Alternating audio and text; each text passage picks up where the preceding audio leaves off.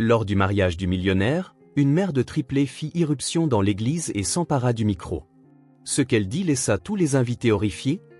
Avant de commencer l'histoire, n'oubliez pas de laisser un like et de vous abonner à la chaîne pour voir plus d'histoires comme celle-ci.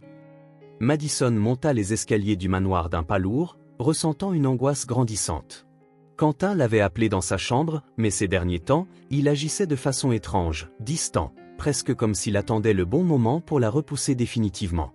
Elle travaillait dans cette maison depuis des années, mais la relation qu'il gardait secrète semblait désormais lointaine. L'air autour d'eux était lourd, chargé de quelque chose qu'elle n'arrivait pas tout à fait à définir.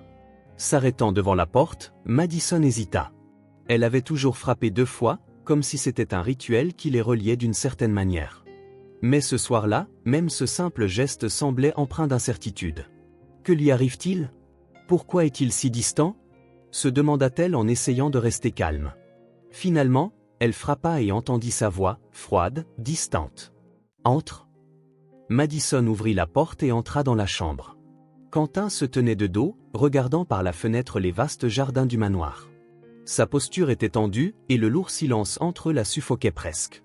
La pièce, autrefois familière, semblait désormais étrange, comme si elle n'y avait plus sa place. « Quentin, est-ce que tout va bien ?» demanda Madison d'une voix hésitante.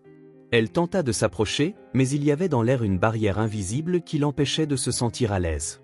Quentin resta de dos, sa voix dépourvue d'émotion lorsqu'il répondit « Il faut qu'on parle ». Ces mots la frappèrent comme un coup de couteau, et Madison sentit le sol trembler sous ses pieds, mais elle tenta de garder sa contenance. « Parler ?» Son ton était si froid que son cœur se mit à battre de façon irrégulière. « À propos de quoi? Tu as été si distant. Est-ce que j'ai fait quelque chose de mal ?» Quentin se tourna finalement vers elle, mais le regard qu'il lui lança n'était plus le même. Il n'y avait ni affection ni compassion, ses yeux étaient vides, indifférents. Il fit un pas en avant, s'approchant de la table où un verre d'eau avait été oublié, mais il semblait ne même pas le remarquer. « Madison, cela suffit, » dit-il sans détour. « Je ne peux plus continuer comme ça. » Ces mots s'abattirent sur elle comme une avalanche. « Suffit ?» L'esprit de Madison vacillait. Elle sentit la panique monter dans sa gorge, mais elle avait besoin de comprendre. « Que veux-tu dire, Quentin? Qu'est-ce qui se passe? Tu ne veux plus me voir ?» demanda-t-elle, nerveuse. Quentin passa une main sur son visage, visiblement irrité. « Cela n'aurait jamais dû arriver. Je me suis rapproché de toi par solitude, mais toi, tu es pauvre. » Madison sentit un choc violent. Ces mots étaient si durs qu'elle eut l'impression que ses jambes allaient flancher. Pauvre, elle avait du mal à croire ce qu'elle entendait. « C'est donc ce que tu penses de moi? Que je ne suis qu'une distraction pour toi ?» demanda Madison, incapable de croire à ce qu'il disait. Quentin secoua la tête, comme si ce qu'il disait était la chose la plus évidente du monde. « Madison, regarde-toi. Regarde-moi. » Il désigna la chambre luxueuse autour d'eux. « Nous venons de mondes différents. Que pensais-tu? Que j'allais tout abandonner pour une domestique? Soyons réalistes. » La cruauté de ses paroles était insupportable. Madison sentit les larmes lui brûler les yeux, mais elle s'efforça de les retenir. Comment peut-il être si cruel? Comment peut-il parler de moi de cette façon? Pensa-t-elle, sentant son cœur se briser. Tu n'as jamais dit cela avant, répondit-elle, sa voix tremblante. Tu m'as toujours fait sentir qu'il y avait quelque chose de plus entre nous. Quentin eut un rire bref, sans joie, en se dirigeant vers la porte. Quelque chose de plus, Madison? Je ne faisais que passer le temps. Je ne t'ai jamais rien promis, tu t'es illusionnée toute seule, dit-il sans aucune honte ni remords dans ses paroles. Madison resta sans voix, choquée par sa froideur. Chaque mot de Quentin la broyait un peu plus, détruisant tout espoir qu'elle avait encore que leur relation ait eu un sens pour lui. « Donc tu m'as utilisé ?» demanda-t-elle, la voix à peine un murmure. « Utilisé? Ne sois pas dramatique, répondit Quentin, impassible. Tu savais dès le début que cela ne durerait pas. Les gens comme toi n'appartiennent pas à mon monde. J'ai besoin de quelqu'un à mon niveau, pas d'une femme qui ne peut à peine subvenir à ses besoins. » Chaque mouvement semblait mécaniquement douloureux. Elle n'avait pas beaucoup de possessions, seulement le strict nécessaire pour quelqu'un qui vivait pour travailler et survivre. En se levant et en regardant cet espace exigu pour la dernière fois, Madison sentit quelque chose en elle se briser complètement. Tout ce qu'elle avait eu venait d'être arraché en quelques minutes. La manière dont Quentin l'avait méprisée, la traitant de pauvre, comme si sa vie n'avait aucune valeur, était quelque chose qu'elle n'oublierait jamais. Mais en même temps, elle ne voulait pas partir sans au moins essayer de comprendre pourquoi.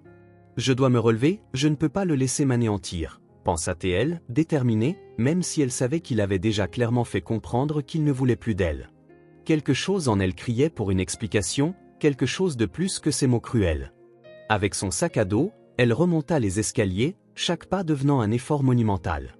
Ses pensées étaient confuses, son esprit incapable de comprendre ce qui se passerait après avoir franchi cette porte. Elle s'arrêta devant la porte du bureau de Quentin, hésitant un instant avant de frapper. Silence.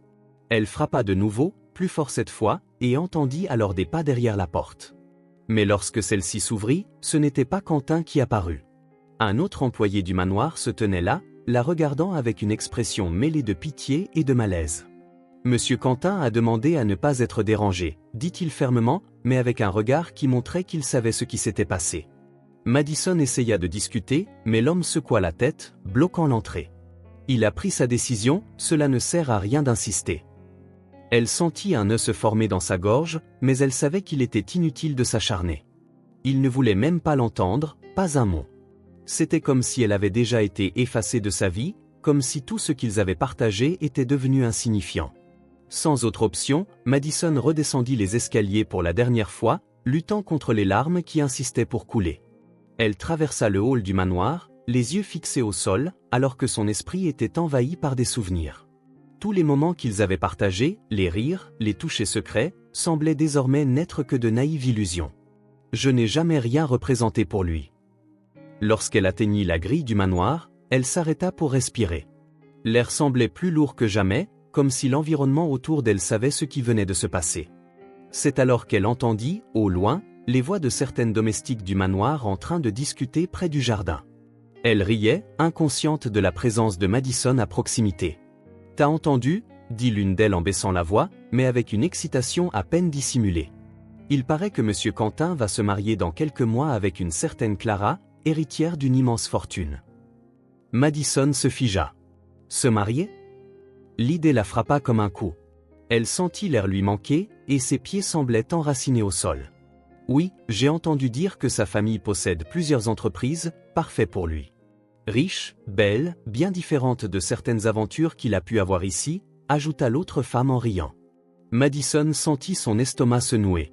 Les mots résonnaient en elle comme un poison qui s'infiltrait lentement, la laissant de plus en plus faible. Elle resta là, figée, écoutant les deux femmes rire et commenter le grand avenir qui attendait Quentin avec Clara, la femme qui avait manifestement tout ce dont il avait besoin. Il avait tout planifié, alors que je croyais que ça comptait pour lui. Le vertige commença à l'envahir. Madison fit quelques pas en avant, tentant d'atteindre la grille, mais ses jambes vacillèrent. Le monde autour d'elle se mit à tourner, les voix des domestiques devenaient de plus en plus lointaines. Son cœur battait à tout rompre, sa respiration se faisait difficile, et la pression dans sa poitrine augmentait de seconde en seconde. « Je ne peux pas. Je ne peux pas supporter ça », fut sa dernière pensée avant que sa vision ne se trouble. Le corps de Madison céda, et elle s'effondra au sol, inconsciente, ne ressentant que le froid du trottoir et la douleur vive qu'elle portait dans son cœur. Des heures plus tard, Madison se réveilla sous une lumière intense qui brûlait ses paupières fermées, sentant l'odeur forte de désinfectant. Peu à peu, les voix autour d'elle devinrent plus claires, et elle réalisa qu'elle était allongée dans un lit d'hôpital. Ses sens étaient confus, et un léger vertige la troublait encore. Elle ouvrit les yeux lentement, clignant plusieurs fois jusqu'à ce que l'image d'un médecin debout à côté du lit se précise. « Vous êtes réveillée, enfin », dit le docteur avec une expression sérieuse, tout en prenant des notes sur son carnet. « Nous étions inquiets. Vous avez perdu connaissance et avez été amené ici par quelqu'un qui passait et vous a vu tomber. » Madison tenta de se redresser, mais sa tête lui lançait une douleur sourde. Son esprit était embrouillé, et elle se souvenait à peine de ce qui s'était passé. Quentin, ces mots cruels, le poids de tout ce qui s'effondrait sur elle, puis le vide. Comment ma vie a-t-elle pu en arriver là? Comment tout semble s'effondrer si vite? Pensa-t-elle en essayant de remettre de l'ordre dans ses pensées. Vous avez subi un malaise, poursuivit le docteur, notant la confusion dans le regard de Madison, probablement en raison du stress physique et émotionnel que vous endurez. Et il y a autre chose que vous devez savoir. Le docteur parlait d'une voix calme, mais chargée d'une gravité qui fit courir un frisson le long de sa colonne vertébrale. Madison le regarda, attendant la suite, son cœur battant plus fort à mesure qu'elle anticipait ses paroles. Une autre chose? Qu'est-ce qui pourrait être pire que tout cela? Pensa-t-elle, anxieuse. Vous êtes enceinte, dit-il, marquant une pause pour laisser ses mots s'imprégner. Enceinte de triplé, félicitations. Nous avons dû effectuer un examen pour vérifier que tout allait bien lorsque vous avez été amené ici, ajouta le médecin, faisant tourner une fois de plus le monde autour d'elle, mais d'une manière différente. Ces mots la frappèrent comme un choc, et l'air sembla lui manquer un instant. Enceinte de triplé. Le choc prit possession de son corps, et elle regarda le docteur comme s'il venait de dire quelque chose d'impossible. Ça ne peut pas être vrai. La voix de Madison sortit plus faible qu'elle ne l'avait voulu. Des triplés? Comment est-ce possible? Je ne savais même pas. Elle se laissa retomber sur le lit, comme si son corps avait renoncé à lutter contre le poids de cette nouvelle réalité. C'est vrai, confirma le docteur en la regardant avec compassion. Les tests le confirment, mais votre grossesse est à haut risque, surtout dans les conditions dans lesquelles vous vous trouvez. Vous aurez besoin de soins constants et d'une surveillance médicale. L'esprit de Madison était en plein chaos. Quentin, son licenciement, le mépris, le fait qu'il l'avait jetée comme si elle ne valait rien, et maintenant ceci. Elle était enceinte, de 3 enfants. Comment vais-je gérer cela? Comment vais-je survivre? Je suis seule. La pensée pesait sur sa poitrine comme une ancre, l'enfonçant davantage dans le désespoir. Vous aurez besoin de repos, beaucoup de soins médicaux, poursuivit le docteur, sa voix semblant de plus en plus lointaine. Alors qu'elle tentait de tout assimiler, le médecin expliqua avec précaution, votre santé et celle des bébés dépendent de soins appropriés. Et étant des triplés, le risque est encore plus élevé. Madison ferma les yeux, tentant de retenir ses larmes. Tout ce qu'elle pouvait penser, c'était à quel point Quentin l'avait méprisée, et comment, ironiquement, elle portait maintenant ses enfants. Il ne saura jamais. Il ne doit pas savoir, pensa-t-elle, mêlant colère et désespoir dans une douleur silencieuse. Il ne se souciera jamais. Je ne sais pas quoi faire, murmura Madison, incapable de contenir la confusion dans sa voix. Je n'ai personne, et aucun moyen de payer ses soins. On m'a renvoyé, dit-elle, sa voix tremblante de nervosité. Le médecin marqua une pause, visiblement désemparé, ne sachant comment la réconforter. Il avait entendu beaucoup d'histoires de gens dans des situations désespérées, mais le cas de Madison était particulièrement cruel. Vous aurez besoin de soutien, ce n'est pas quelque chose que vous pouvez affronter seul, dit-il, tentant d'adoucir la dureté de la réalité. Mais Madison savait qu'elle était seule. Il n'y a personne qui va m'aider, pensa-t-elle, sentant le désespoir grandir en elle. Quentin était hors de question, et elle n'avait aucune famille à qui se tourner. Le sentiment d'abandon la submergeait presque. Ses yeux erraient dans la chambre d'hôpital, mais elle ne pouvait se concentrer sur rien. Qu'est-ce que je vais faire avec 3 enfants? Je n'ai ni foyer, ni emploi, plus rien. Je dois partir d'ici, dit soudain Madison en se levant du lit, son corps encore affaibli. Le médecin la regarda avec inquiétude. Je ne peux pas rester ici, je n'ai aucun moyen de payer cela, dit-elle. Attendez, si vous partez maintenant sans soins appropriés, vous risquez de nuire à la grossesse, c'est dangereux, Madison, tenta d'intervenir le médecin, mais elle était déjà déterminée. Rien de ce qu'il pouvait dire ne changerait ce qu'elle savait déjà. Madison n'avait pas le choix. Elle ne pouvait pas payer les soins, ne pouvait compter sur personne, et surtout, elle ne pouvait pas se permettre de rester inactive. Si je ne fais rien, qui va s'occuper de ces bébés? Je suis seule, je dois trouver un moyen de donner une vie décente à mes enfants, pensa-t-elle, sentant la panique monter. Sans dire un mot de plus, elle enfila ses vêtements, ignorant le regard inquiet du médecin. Elle sentit ses jambes trembler, mais rassembla ses forces pour se diriger vers la sortie. Chaque pas lui rappelait le poids qu'elle portait désormais, non seulement une vie brisée, mais 3 vies qui grandissaient en elle. 3 enfants, 3 vies dépendent maintenant de moi. Je dois mettre de l'ordre dans ma vie, je dois assurer un avenir pour mes enfants, pensa-t-elle, nerveuse. Lorsqu'elle atteignit la porte de l'hôpital, le vent froid de la nuit frappa son visage, la ramenant cruellement à la réalité. Elle s'arrêta un instant, regardant autour d'elle comme pour chercher une réponse dans le vide de la rue déserte. Et maintenant? Où vais-je aller? La question résonnait dans son esprit, mais il n'y avait pas de réponse. D'une main tremblante, elle serra la sangle de son sac à dos, qui lui paraissait désormais plus lourd que jamais. Le sentiment d'être perdue et sans espoir commençait à la submerger. L'avenir semblait sombre, pour la première fois de sa vie, Madison ne savait vraiment pas quoi faire. Sans argent, sans emploi et avec 3 enfants en route. Comment vais-je survivre? Madison marchait dans les rues désertes, le vent froid lui cinglant le visage, faisant frissonner sa peau. Le sentiment d'abandon et d'impuissance était accablant. Elle serra le sac contre elle, essayant de s'accrocher à la seule chose qui lui paraissait concrète en cet instant. Son esprit était embrouillé par des questions sans réponse et une peur grandissante. Comment vais-je soutenir ces bébés toute seule? Comment vais-je survivre? La seule certitude qu'elle avait, c'était qu'elle ne pouvait pas retourner vers Quentin, pas après le mépris qu'il lui avait montré. 6 mois plus tard, la réalité de sa grossesse devenait de plus en plus difficile à ignorer. Le ventre de Madison commençait à s'arrondir visiblement, et avec lui arrivaient de nouvelles difficultés. Sans argent et sans emploi stable, elle faisait tout son possible. Elle prenait des petits boulots temporaires partout où elle en trouvait, nettoyant des maisons, faisant la lessive pour d'autres, ou même vendant quelques petits objets personnels pour avoir un peu d'argent. Mais cela suffisait à peine pour subvenir à ses propres besoins, sans parler de préparer l'arrivée des bébés. Que puis-je faire de plus? Madison marmonna pour elle-même en frottant le sol d'une modeste maison où elle avait trouvé un emploi d'un jour comme femme de ménage. La douleur dans son dos était constante, et l'effort physique commençait à laisser des traces. Chaque jour devient plus difficile. Comment vais-je continuer comme ça? Elle se redressa un instant, prenant une grande inspiration pour soulager la pression qu'elle ressentait sur son ventre. Ses triplés bougeaient sans cesse, comme s'ils ressentaient la tension dans son corps. Madison continuait son travail jour après jour, s'accrochant à l'espoir que chaque sou l'aiderait à préparer quelque chose pour ses enfants. Mais à mesure que la grossesse avançait, son corps montrait des signes d'épuisement.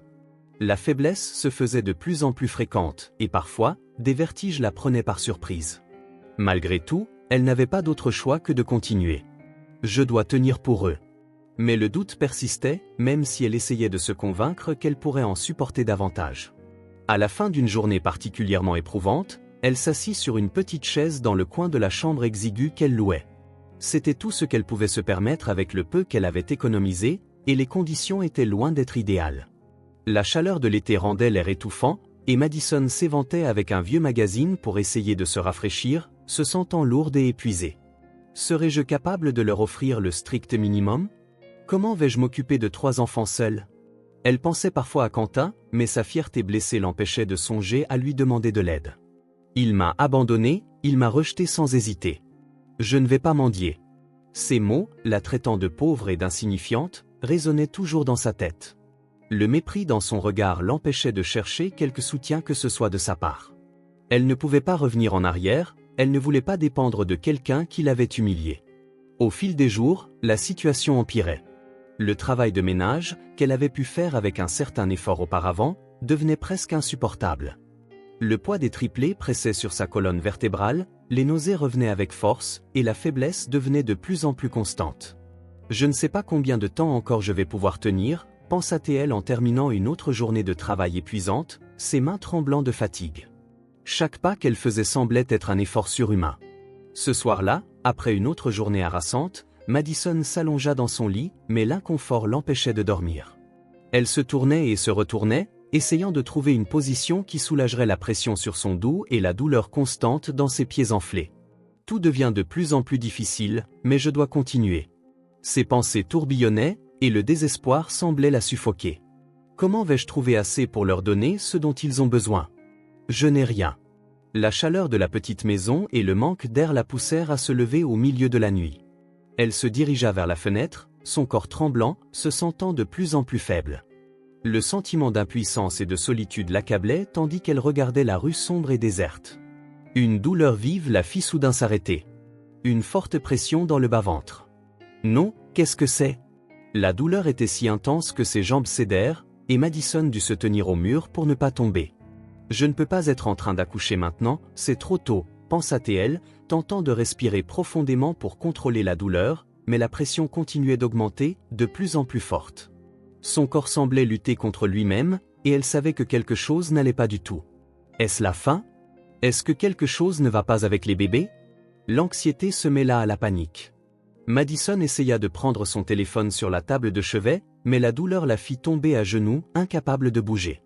J'ai besoin d'aide, je dois aller à l'hôpital, pensa-t-elle, le cœur battant à tout rompre.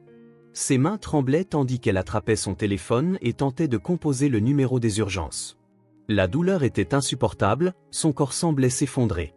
Les minutes qui suivirent devinrent un flou de douleur, de peur et de désespoir. Madison ne parvenait plus à penser à autre chose qu'à la douleur qui semblait la déchirer de l'intérieur. « Je ne peux pas perdre ces bébés, pas maintenant », pensa-t-elle en luttant pour retenir les larmes qui coulaient sur son visage alors qu'elle appelait une ambulance. Après ce qui lui sembla une éternité, l'ambulance arriva et on la plaça sur une civière. Les voix des ambulanciers étaient étouffées par sa respiration haletante. « Respirez profondément, nous allons vous conduire à l'hôpital aussi vite que possible. » Les mots résonnaient comme un écho lointain, mais Madison se battait pour rester consciente. Elle savait que chaque seconde comptait. « Ils ont besoin de moi. Je dois survivre pour eux. » Alors que l'ambulance filait à toute allure dans les rues, le visage de Madison était couvert de sueur, et son esprit flottait entre la réalité et la peur écrasante. « Vais-je perdre mes bébés? Et si je ne pouvais pas tenir ?» Elle ferma les yeux avec force, sentant la douleur s'intensifier. Ce qui avait été une lutte contre la pauvreté et l'abandon devenait maintenant une bataille pour la vie de ses enfants. L'ambulance arriva à l'hôpital à grande vitesse, ses lumières clignotant en un flou de rouge et de blanc que Madison distinguait à peine. Son corps était pris dans une douleur aiguë, chaque contraction une vague de panique qui l'envahissait comme une tempête incontrôlable. Les ambulanciers la précipitèrent à l'intérieur, courant contre la montre. Elle se sentait au bord de l'effondrement, son corps affaibli luttant contre ce travail prématuré qui arrivait bien trop tôt. Madison tenta de se concentrer sur les visages des médecins autour d'elle, mais les lumières vives et la confusion des voix rendaient tout flou. « Vous devez rester calme », dit une infirmière en lui tenant la main. « Nous faisons tout notre possible, mais les bébés arrivent très tôt. » Son ton, bien que calme, trahissait une inquiétude évidente. « S'il vous plaît, sauvez mes enfants », murmura Madison, presque sans force. Le désespoir la submergeait complètement. « Ils doivent survivre. Je ne peux pas les perdre maintenant. » Le médecin principal, le visage grave, la regarda en vérifiant ses signes vitaux. « Vos bébés sont extrêmement prématurés, et cela signifie qu'il y aura de nombreux risques. Nous devons commencer la procédure maintenant, ou nous risquons de les perdre tous. » Ces mots étaient directs, ne laissant aucune place à l'illusion. Madison sentit le sol se dérober sous ses pieds. Elle était seule, sur le point de donner naissance à 3 enfants, tous avec des chances de survie incertaines.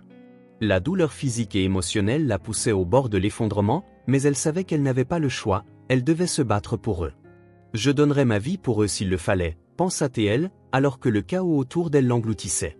Les médecins la préparèrent pour la chirurgie d'urgence. Les environs semblaient distants, comme si elle observait tout depuis l'extérieur de son propre corps. Le moniteur cardiaque émettait un bip régulier, mais chaque fois qu'elle l'entendait, elle avait l'impression de s'éloigner de la réalité. « Est-ce que je pourrais les voir grandir? Est-ce que je les verrai même une fois? J'ai besoin d'un miracle, je dois les voir naître en sécurité. Mon Dieu, s'il vous plaît, aidez-moi. Aidez mes enfants, ils ont besoin de moi. Permettez-moi de survivre pour pouvoir m'occuper d'eux et les aimer, » pensa-t-elle dans une prière silencieuse alors qu'une autre vague de douleur lui déchirait l'abdomen. L'équipe médicale travaillait rapidement et avec précision, mais l'atmosphère dans la salle était lourde. Il y avait de l'urgence dans leurs mouvements, et Madison sentait la tension sur les visages de chacun autour d'elle. Les contractions continuaient, implacables, arrivant bien trop tôt. « Nous avons besoin des incubateurs prêts pour les 3. Chaque minute compte, » dit l'un des médecins à un autre. « Je ne peux pas les perdre, » murmura Madison, sentant une nouvelle vague de désespoir la submerger. La pièce tournait autour d'elle, et sa respiration devenait de plus en plus difficile. Elle se sentait au bord de ses forces, mais la volonté de se battre pour ses enfants la maintenait consciente. « Je me suis promis de les protéger, et je le ferai. Nous y arriverons, » pensa-t-elle, déterminée. Le médecin la regarda de nouveau. « Nous ferons tout ce que nous pouvons, mais il y a des risques sérieux. Ils sont bien trop petits, trop fragiles. Les chances de survie sont faibles. » Il s'approcha de la table d'opération, prêt à entamer l'accouchement prématuré. Madison sentit les larmes couler sur son visage. Tout était maintenant entre leurs mains, mais aussi entre les mains d'un destin qu'elle ne pouvait contrôler. « S'il vous plaît, Dieu, laissez-moi les sauver. Je ne pourrais pas vivre sans eux. » La peur consumait ses pensées, et le sentiment d'impuissance l'envahissait. L'accouchement fut long et épuisant. Madison ne distinguait plus le temps, ses pensées se fragmentaient entre la douleur physique et la peur de perdre ses enfants. Le silence tendu de la salle n'était brisé que par le bruit des machines et les brèves instructions du médecin. « Allez, il faut les sortir maintenant. J'ai besoin que tout le monde soit concentré. Ce moment est crucial, et la vie de 3 enfants et d'une femme sont en jeu. Nous ferons tout notre possible pour eux, même si les chances sont contre nous. La voix du médecin-chef résonnait dans la salle. Quelques secondes plus tard, le premier bébé vint au monde. Mais le silence dans la salle était dérangeant. Il n'y eut aucun cri, celui que Madison avait tant espéré entendre. Au lieu de cela, le nouveau-né fut immédiatement emmené par une équipe de spécialistes tentant de le stabiliser. Madison, épuisée, tenta de relever la tête pour voir son fils, mais le médecin la retint doucement. « Restez calme, nous nous en occupons, concentrez-vous. » Mais comment puis-je rester calme? La pensée lui semblait presque impossible. Elle donnait naissance à 3 enfants, et le premier ne pleurait pas. « Dites-moi qu'ils vont bien, » implora-t-elle, d'une voix faible.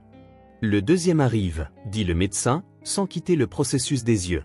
Comme le premier, le deuxième bébé naquit dans le silence, et fut immédiatement emporté. Madison sentit son cœur se serrer. « Pourquoi ne pleure-t-il pas?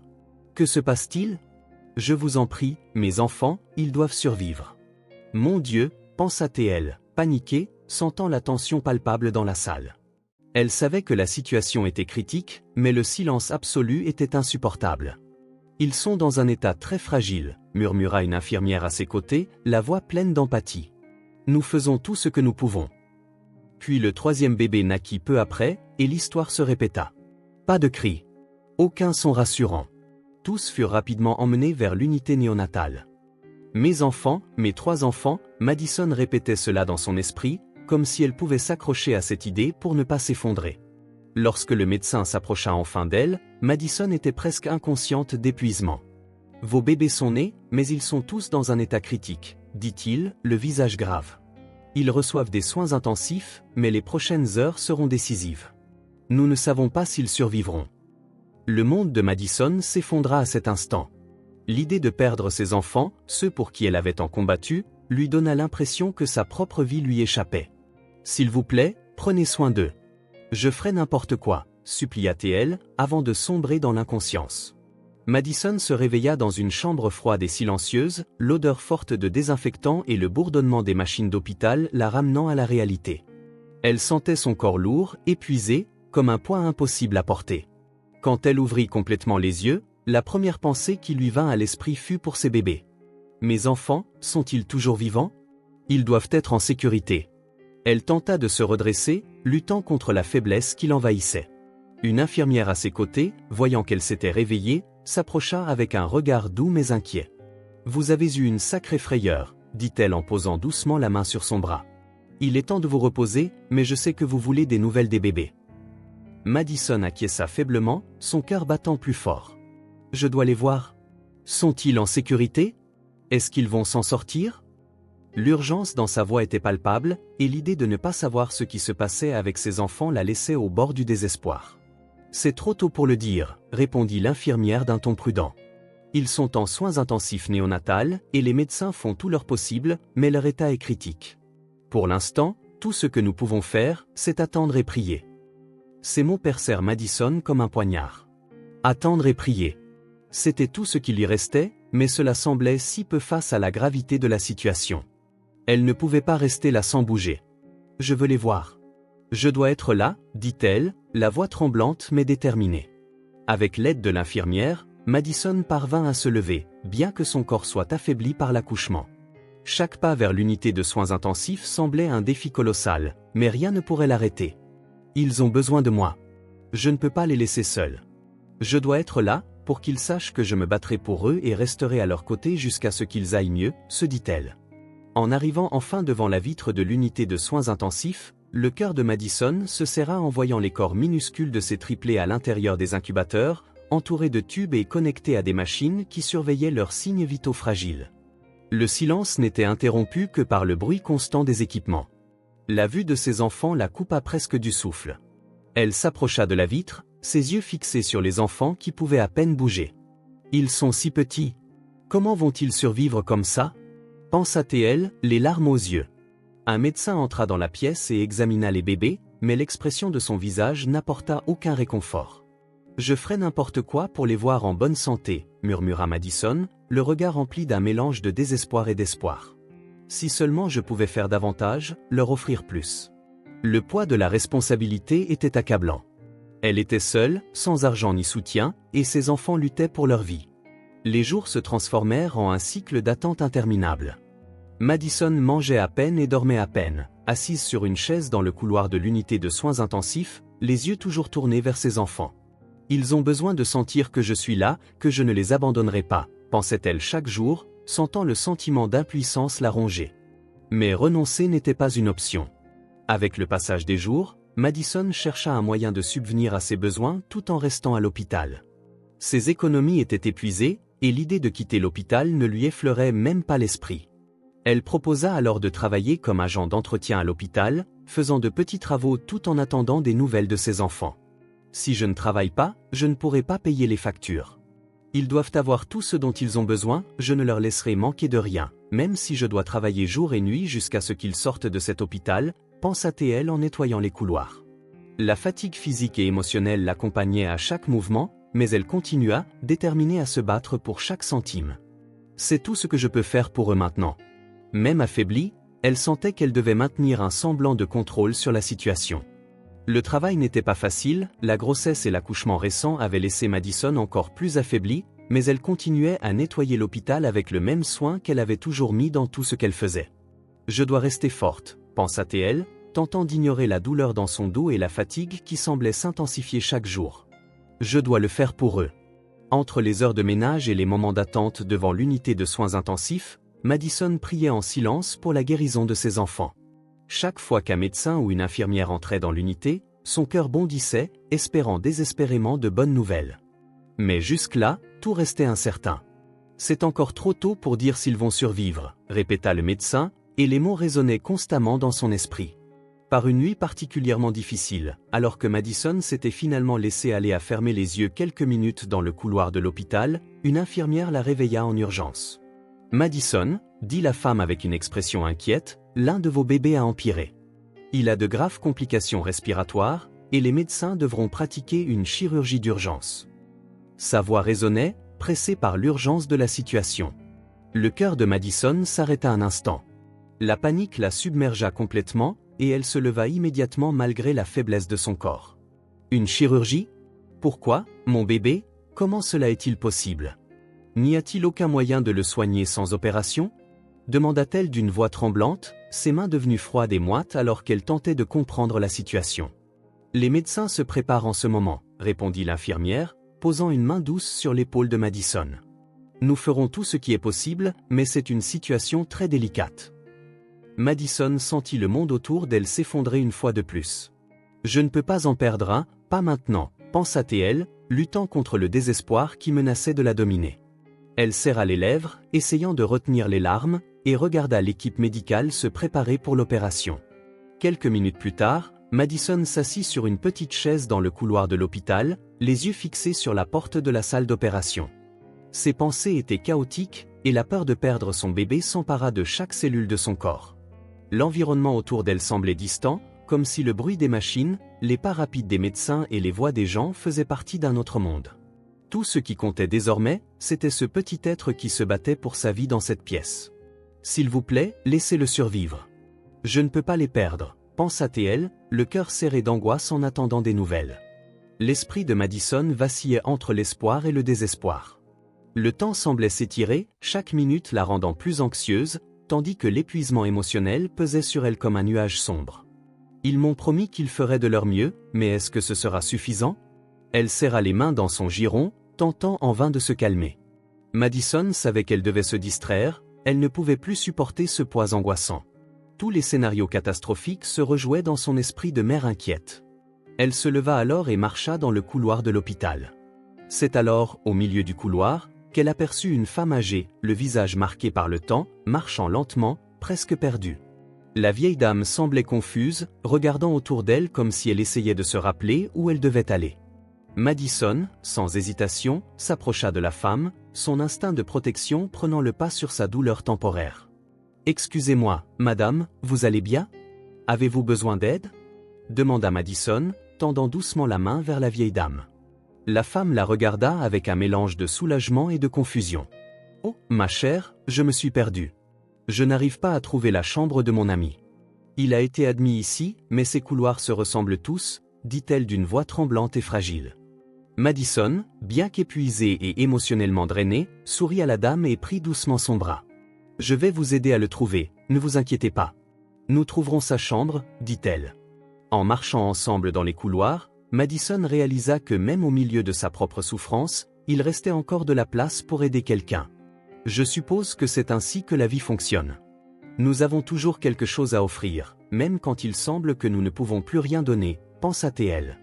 En chemin, la vieille dame, qui se présenta sous le nom de Madame Helena, commença à discuter avec Madison et la remercia pour sa gentillesse. « Vous êtes une bonne fille. Vous travaillez ici depuis longtemps ?» demanda-t-elle, remarquant l'uniforme de Madison. « En fait, non, » répondit Madison avec un soupir. « Je suis ici parce que mes enfants, des triplés, sont en soins intensifs néonatals. L'un d'eux est en chirurgie en ce moment. Ils sont nés très prématurés. C'est difficile, mais je fais tout ce que je peux pour gagner de quoi payer leurs soins. Les factures d'hôpital ne peuvent pas s'accumuler et je suis seule dans cette épreuve, mais je ferai tout pour qu'il ne manque de rien, » expliqua-t-elle. Madame Helena s'arrêta un instant, la regardant profondément dans les yeux. « Des triplés ? Vous devez traverser une tempête, et pourtant, vous êtes là, à travailler et à aider une vieille dame perdue comme moi. Cela en dit long sur qui vous êtes. » Il y avait une lueur d'admiration dans le regard d'Helena, et pour un moment, Madison se sentit réconfortée par ces mots. « Je n'ai pas le choix. Je dois continuer. Si je m'arrête, qui se battra pour eux ?» répondit Madison, la voix lourde d'émotion. « Ils sont toute ma vie maintenant, mais c'est si difficile. Je me sens seule, » confessa Madison doucement. Madame Helena lui serra tendrement la main. « Parfois, les chemins les plus durs nous montrent qui nous sommes vraiment. Votre force, ma chère, est ce qui sauvera vos enfants. Continuez ainsi et ne perdez pas espoir. » Les paroles d'Helena touchèrent quelque chose de profond en Madison, et pendant un instant, elle s'autorisa à ressentir un peu d'espoir. Après avoir aidé Madame Helena à trouver la chambre de son amie, Madison retourna à l'unité de soins intensifs. Les heures suivant la chirurgie furent remplies de tension. Elle passa chaque seconde devant l'unité de soins intensifs, regardant les médecins aller et venir, incapable de penser à autre chose qu'à l'enjeu de la situation. La chirurgie du bébé, une procédure délicate, avait été nécessaire pour sauver sa vie, mais les risques restaient énormes. Ont-ils réussi ? Mon fils va-t-il survivre ? La pensée la consumait, apportant avec elle un mélange d'espoir et de désespoir. Enfin, après ce qui sembla une éternité, le médecin responsable de la chirurgie apparut dans le couloir. Le cœur de Madison s'accéléra lorsqu'il s'approcha. Le visage du médecin était difficile à lire, mais il y avait une certaine sérénité dans son expression qui apporta un petit éclat de soulagement. « Madison, » commença-t-il d'une voix ferme mais compatissante, « la chirurgie a été compliquée, mais nous avons réussi à stabiliser votre bébé. Il est maintenant sous observation, et nous avons encore beaucoup à surveiller dans les prochaines heures, mais pour l'instant, il est hors de danger. » Madison laissa échapper un profond soupir, comme si elle retenait sa respiration depuis des jours.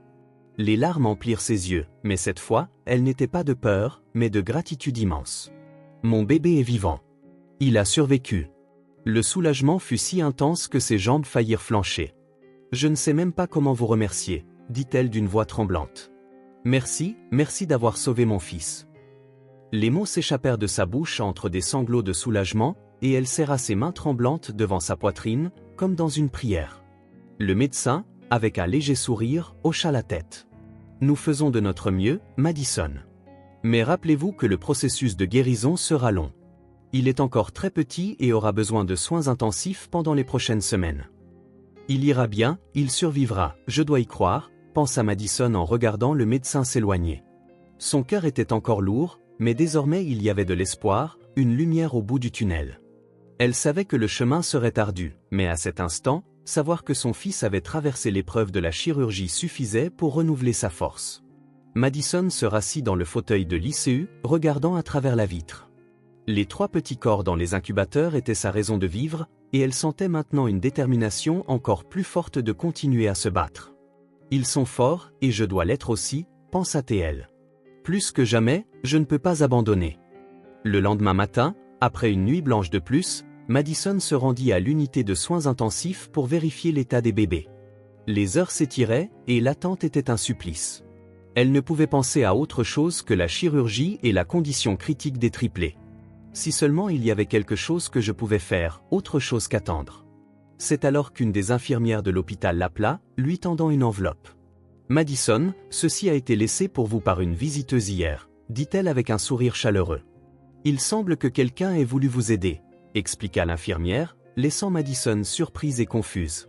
Elle ouvrit l'enveloppe d'une main tremblante et découvrit à l'intérieur une somme d'argent considérable ainsi qu'une lettre simple mais touchante.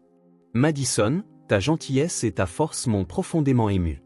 Ne laisse pas le poids du monde te submerger. Voici une petite aide pour tes enfants. Utilise-la comme bon te semble. Tu es plus forte que tu ne le crois. Avec affection, Madame Helena. Les larmes montèrent aux yeux de Madison. Elle a pris soin de moi, elle ne me connaît même pas, et pourtant elle a eu assez d'empathie pour m'aider. Ce geste de générosité toucha profondément Madison, et pour la première fois depuis longtemps, elle se sentit un peu moins seule. Un jour, je rendrai chaque centime à cette femme. Elle n'a pas idée de l'importance de cette aide. Ce n'est pas pour l'argent, mais pour le geste. Dans un moment de désespoir si grand, cela fait du bien de savoir qu'il existe encore des gens au grand cœur dans ce monde, pensa-t-elle, son cœur réchauffé par la bienveillance inattendue de Madame Helena. Avec l'argent qu'elle avait reçu, Madison put payer une partie des frais médicaux pour la chirurgie de son bébé. En regardant ses enfants à travers la vitre de l'unité de soins intensifs, quelque chose en elle changea. Je continuerai de me battre, quoi qu'il arrive. Je ne vous abandonnerai pas. Cette force renouvelée semblait lui donner une nouvelle raison de persévérer. Quelques jours plus tard, Madame Helena revint rendre visite à Madison à l'hôpital. Les deux femmes s'assirent pour discuter quelques minutes. « Pourquoi avez-vous fait cela pour moi ? Vous n'étiez pas obligé, demanda Madison, encore incrédule face à l'aide qu'elle avait reçue. Madame Helena sourit légèrement, un regard mystérieux dans ses yeux. « J'ai vu quelque chose en vous, ma chère, quelque chose de spécial, une force que vous n'avez peut-être pas encore découverte. Nous avons tous besoin d'aide à un moment de notre vie. Comptez sur moi pour tout ce dont vous pourriez avoir besoin, dit-elle doucement. » Ces mots résonnaient comme une bouée de sauvetage au milieu de la tempête qui menaçait de submerger Madison. Les jours suivant la chirurgie furent un mélange d'angoisse et de prière pour Madison. Elle passait des heures assise devant la vitre de l'ICU, observant les petits corps de ses enfants se battre pour survivre. Le bébé qui avait subi l'opération était entouré de tubes et de machines, et chaque son émis semblait un rappel constant de la fragilité de sa vie. Madison pouvait à peine dormir, son esprit constamment focalisé sur la pensée qu'à tout moment quelque chose pourrait mal tourner. Elle priait en silence, son visage fatigué reflétant dans la vitre de l'ICU. « S'il vous plaît, ne m'enlevez pas mes enfants. Ils ont déjà traversé tant d'épreuves. Je donnerai tout pour les voir grandir. » Le poids de la responsabilité semblait doubler à chaque minute qui passait, mais elle ne pouvait pas se permettre de flancher. Les médecins et les infirmières faisaient ce qu'ils pouvaient. Après des jours d'attente interminables, un espoir finit par émerger. « Madison, » dit le médecin un matin en s'approchant avec un air plus détendu, « la chirurgie a été un succès, et votre bébé montre des signes de récupération. Ce sera un processus long, mais nous avons des raisons d'être optimistes maintenant. » Madison pouvait à peine y croire. La nouvelle fit bondir son cœur de joie, et pour la première fois depuis des semaines, elle sentit l'air pénétrer ses poumons avec soulagement. « Merci, mon Dieu, » murmura-t-elle, les yeux pleins de larmes. Je savais qu'ils étaient forts. Je savais que mes bébés survivraient. La foi qu'elle avait placée en eux était récompensée, et cela lui donnait la force de continuer. Les jours suivants furent marqués par des progrès lents mais constants. Les 3 bébés, bien que toujours fragiles, commencèrent à prendre du poids et à respirer mieux avec l'aide des machines. Chaque petit progrès était une victoire, et Madison s'assurait d'être là pour célébrer chacun d'entre eux. « Vous êtes des petits guerriers, » pensa-t-elle en les regardant tendrement. « Rien au monde ne vous enlèvera à moi. » Les semaines passèrent, et enfin le jour tant attendu arriva. Madison pouvait ramener ses bébés à la maison.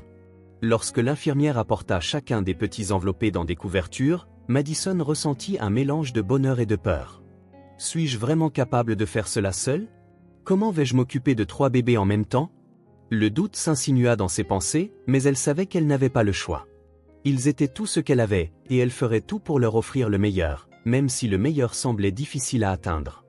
En plaçant ses enfants dans la poussette pour quitter l'hôpital, Madison regarda le bâtiment qui était devenu son foyer durant ces semaines.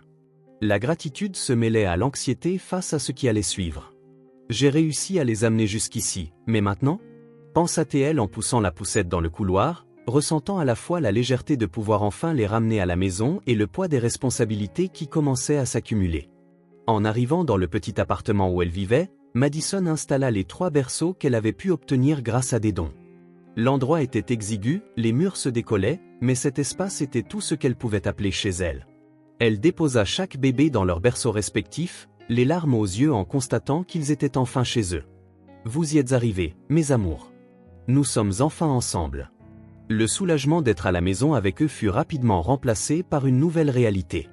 Les besoins des triplés rendaient les nuits sans sommeil fréquentes, leurs pleurs interrompus la réveillant heure après heure.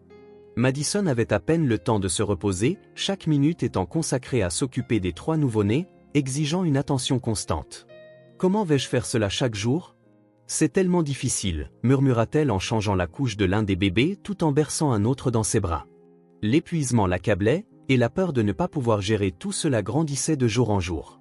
Mais elle refusait d'abandonner. « Je trouverai une solution. Ils ont besoin de moi, et je serai forte pour eux. » Cette phrase était devenue son mantra, un rappel constant qu'elle devait continuer, même dans les moments les plus difficiles. C'est au milieu de ce chaos que Madison trouva une lettre parmi les factures accumulées. L'enveloppe portait le sceau de l'hôpital, et son cœur s'accéléra alors qu'elle l'ouvrait. « Qu'est-ce que ça peut bien être maintenant ?» pensa-t-elle en déchirant le papier avec des doigts tremblants. Elle découvrit un avis froid et impersonnel l'informant que les coûts médicaux et la dette envers l'hôpital dépassaient déjà ce qu'elle pouvait payer. Pour aggraver les choses, le loyer de son appartement était en retard, et le propriétaire avait déjà menacé de l'expulser. « Je n'arrive pas à y croire. Comment vais-je payer tout cela ?» Des larmes commencèrent à couler sur son visage tandis qu'elle lisait les dernières lignes de la lettre. La menace d'expulsion était imminente et les dettes médicales étaient effrayantes. « Comment vais-je faire face à tout ça ? Comment vais-je garder un toit au-dessus de la tête de mes enfants ?»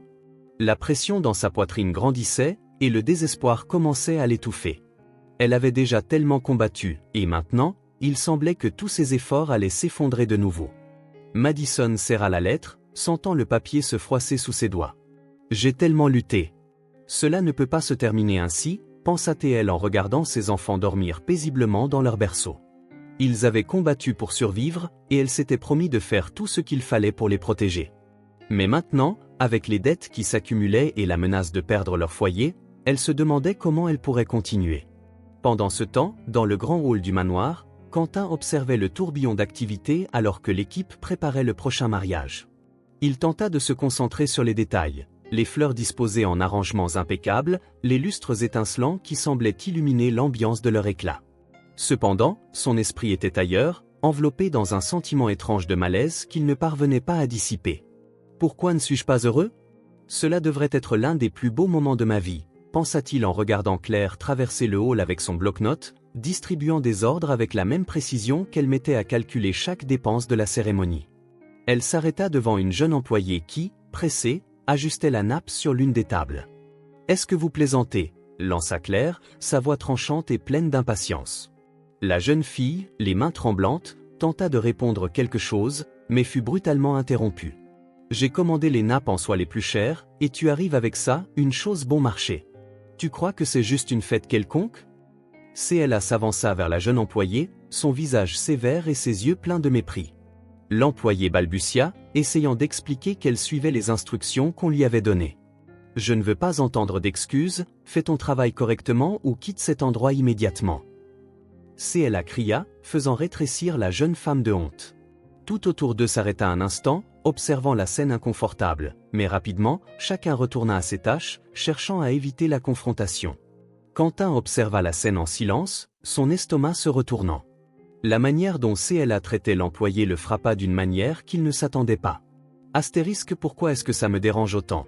Astérisque la voix dure de CLA résonna dans son esprit, et soudainement, il fut ramené au moment où lui-même avait traité quelqu'un de la même manière, Madison. Il se souvenait clairement de la façon dont il l'avait méprisé, comment il l'avait repoussé sans se soucier de ses sentiments, se concentrant uniquement sur son propre orgueil et sa position. Une vague de culpabilité l'envahit. Quentin avait toujours cru qu'il avait fait ce qu'il fallait en s'éloignant de Madison, pensant qu'elle ne correspondait pas à son monde, mais maintenant, voir CLA humilier une autre personne de la même manière le fit réfléchir. Astérisque j'ai été cruel. Pourquoi ? Parce que je pensais que le statut était plus important, astérisque. La pensée le frappa durement, et il réalisa qu'il n'y avait pas seulement de l'inconfort dans cette scène. CLA, toujours agacée, s'approcha de lui sans remarquer son air pensif. Ces gens ne savent rien faire correctement, je pense qu'il va falloir revoir toute l'équipe, souffla TL, toujours clairement énervé contre la jeune employée. Quentin resta silencieux quelques secondes avant de répondre, cherchant ses mots avec soin. Ne penses-tu pas que tu as été un peu dur avec elle? Tout le monde essaie de faire de son mieux, CLA. Peut-être que ce n'était qu'une erreur. Sa voix était calme, mais il y avait une fermeté qu'il ne montrait pas habituellement. CLA le regarda avec une expression d'incrédulité. Dur, Quentin? C'est notre mariage, nous ne pouvons pas laisser des erreurs comme celle-là gâcher tout. Ce n'est pas une petite réunion entre amis, on parle de l'événement de l'année. Elle roula des yeux, comme si l'inquiétude de Quentin était complètement absurde. Il inspira profondément, ressentant le malaise grandir. Astérisque l'événement de l'année, c'est tout ce qui compte pour elle, astérisque pensa-t-il, réalisant que la vision de CLA concernant le mariage était complètement différente de la sienne. De plus en plus, il voyait qu'elle était obsédée par les détails et par l'image que les autres auraient de leur mariage, comme si c'était une simple occasion de montrer leur statut et leur richesse. Les jours suivants, Quentin ne pouvait se défaire du sentiment qu'il y avait quelque chose qui n'allait pas. CLA parlait sans cesse des coups de la cérémonie, de comment tout devait être parfait pour impressionner les invités. Nous devons ajouter des fleurs plus exotiques et j'ai décidé de changer le buffet pour quelque chose de plus sophistiqué. Bien sûr, cela coûtera 2 fois plus cher, mais ce sera inoubliable, dit-elle, sans même le regarder, tout en faisant des notes sur son carnet. Quentin commença à se demander si elle se souciait vraiment du mariage lui-même ou simplement de l'image qu'il donnerait. Chaque conversation semblait tourner autour de l'argent, des apparences et de comment le mariage les avantagerait socialement. Astérisque quand avons-nous commencé à ne parler que d'argent? Astérisque se demanda-t-il. De plus en plus, il ne pouvait ignorer le fossé grandissant entre eux. Un soir, alors qu'ils dînaient en silence, CLA brisa enfin la glace, excité par quelque chose que Quentin ne comprenait pas encore. J'ai parlé avec les gens de l'entreprise aujourd'hui, et devine quoi? Notre mariage va permettre un gros deal financier avec l'un des plus grands investisseurs de la famille. Le mariage va nous propulser à un nouveau niveau, dit-elle comme si c'était la nouvelle la plus importante au monde. Quentin s'immobilisa, la fourchette suspendue dans les airs. Astérisque un deal financier, astérisque il la regarda pendant quelques instants, essayant de traiter ce qu'il venait d'entendre. Le mariage, qu'il avait imaginé comme une union significative, un engagement d'amour et de complicité, semblait maintenant être juste une étape de plus pour CLA afin de gravir l'échelle sociale et financière. « Tu es sérieuse ?» demanda-t-il, sa voix plus grave qu'il ne l'avait voulu. « Tu vois notre mariage comme un deal financier ?» CLA ne remarqua pas la gravité de sa voix. « Bien sûr que c'est une excellente opportunité pour nous, Quentin. On va renforcer nos liens d'affaires et notre position sur le marché va s'améliorer considérablement. Ce n'est pas ce que font tous les couples puissants ?» Ces mots tombèrent sur Quentin comme une tempête froide. Tout prit sens maintenant, l'obsession pour les détails, les dépenses exorbitantes, le besoin de perfection. Astérisque elle se soucie plus de l'argent et de l'image que de ce que nous devrions construire ensemble astérisque, pensa-t-il, une vague de tristesse envahissant son cœur. Madison était assise sur le canapé du petit salon, les triplés enfin endormis dans des berceaux de fortune dans le coin de la pièce. Elle fixait les piles de factures sur la table basse, et le poids du monde semblait s'appuyer sur sa poitrine à chaque seconde qui passait. Ses yeux étaient brûlants de fatigue, mais le sommeil n'était pas une option. Astérisque comment vais-je payer le loyer? Les factures médicales? Je ne peux pas perdre cette maison, pas avec les bébés aussi fragiles. Astérisque elle prit de profondes respirations, tentant de rester calme, mais le désespoir se resserrait comme un nœud autour de son cœur. C'est à ce moment-là qu'un coup violent résonna à travers la maison. Madison se leva rapidement, un pressentiment envahissant son esprit. Elle savait déjà qui c'était avant même d'ouvrir la porte, le propriétaire. Un homme connu pour sa dureté et son absence d'empathie, qui réclamait le loyer impayé depuis des jours. Elle ouvrit lentement la porte, et il se tenait là, grand et imposant, les yeux froids et indifférents. « Tu sais pourquoi je suis ici ?» dit l'homme, sa voix grave et tranchante. « Le loyer est en retard depuis des semaines, Madison. Je ne peux plus attendre. » Madison tenta de parler, mais sa voix la quitta un instant. Astérisque si je lui explique que j'ai besoin de plus de temps, comprendra-t-il? Astérisque elle savait que c'était un espoir futile, mais elle n'avait pas d'autre choix. J'ai juste besoin de quelques jours de plus. Les bébés se remettent encore de l'hôpital. Je ne peux pas tout payer tout de suite. J'ai commencé à travailler à l'hôpital où ils ont été admis. Je mets de l'argent de côté pour payer, dit-elle, sa voix tremblante, s'accrochant à la porte pour rester debout. L'homme la regarda avec mépris, croisant les bras. Des jours? Je t'ai donné des jours, des semaines. Et qu'est-ce que tu as fait? Rien. Demain, soit tu paies ce que tu dois, soit tu seras dehors, avec ces bébés. Je ne suis plus intéressé par tes excuses, dit-il impitoyablement en pointant à l'intérieur de la maison avec un regard de mépris. C'est déjà plus que ce que tu peux supporter. Je veux l'argent ou tu es dehors. Pas de négociation. Tu devrais me remercier de ne pas faire pire. Madison sentit le sol se dérober sous ses pieds. Il ne plaisantait pas. Madison regarda les triplés, endormis, inconscients du cauchemar qui s'apprêtait à se dérouler. Je ne peux pas le laisser nous mettre à la rue, pas avec eux dans cet état. Je ferai n'importe quoi pour protéger mes enfants, pensa-t-elle, sentant les larmes menacées de couler, mais elle savait qu'elle ne pouvait pas montrer de faiblesse en ce moment. Je vais trouver l'argent, dit-elle, sa voix plus ferme qu'elle ne s'y attendait. S'il vous plaît, donnez-moi juste un jour de plus. Je vous jure que je vais régler ça. L'homme secoua la tête avec un sourire cynique. Un jour? Demain, je reviendrai. Si l'argent n'est pas dans ma main, vous êtes dehors. Et sur ces mots, il se tourna et s'éloigna, laissant Madison seule, la porte encore entr'ouverte, l'écho de la menace suspendu dans l'air. Sans aucun autre endroit où aller, Madison se retira, observant la grandeur de la décoration autour d'elle. Alors qu'il est là, dans son luxe, en train de préparer un mariage somptueux, moi, je lutte pour survivre avec mes enfants. Cette pensée la déchira de l'intérieur, et la dure réalité de sa situation la fit se sentir plus perdue que jamais. Elle quitta le manoir, mais pas avant d'avoir gravé chaque détail de la décoration dans sa mémoire. C'est demain, pensa-t-elle, sentant un poids énorme sur sa poitrine. Je dois faire quelque chose avant qu'il ne soit trop tard. Le lendemain, l'église était magnifiquement décorée, chaque coin orné de fleurs coûteuses, des lumières délicates pendaient du plafond et des invités richement habillés remplissaient les bancs, attendant avec impatience le début de la cérémonie.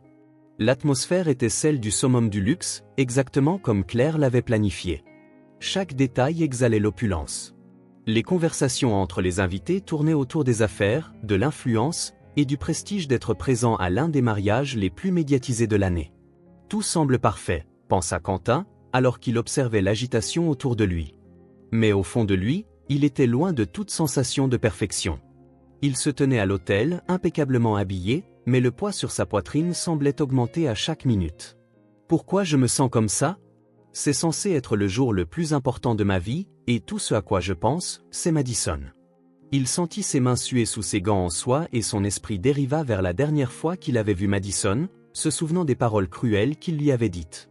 Depuis ce moment, quelque chose en lui n'allait pas, et le doute commençait à ronger son cœur.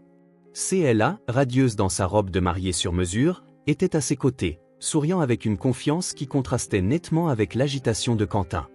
Elle semblait enchantée par la grandeur de la cérémonie, et tout était exactement comme elle l'avait toujours rêvé. Enfin, nous allons avoir une fête tellement majestueuse qu'elle va stopper la ville. Aujourd'hui est le jour dont tout le monde se souviendra à jamais, chuchota-t-elle à son oreille, alors que les invités prenaient place.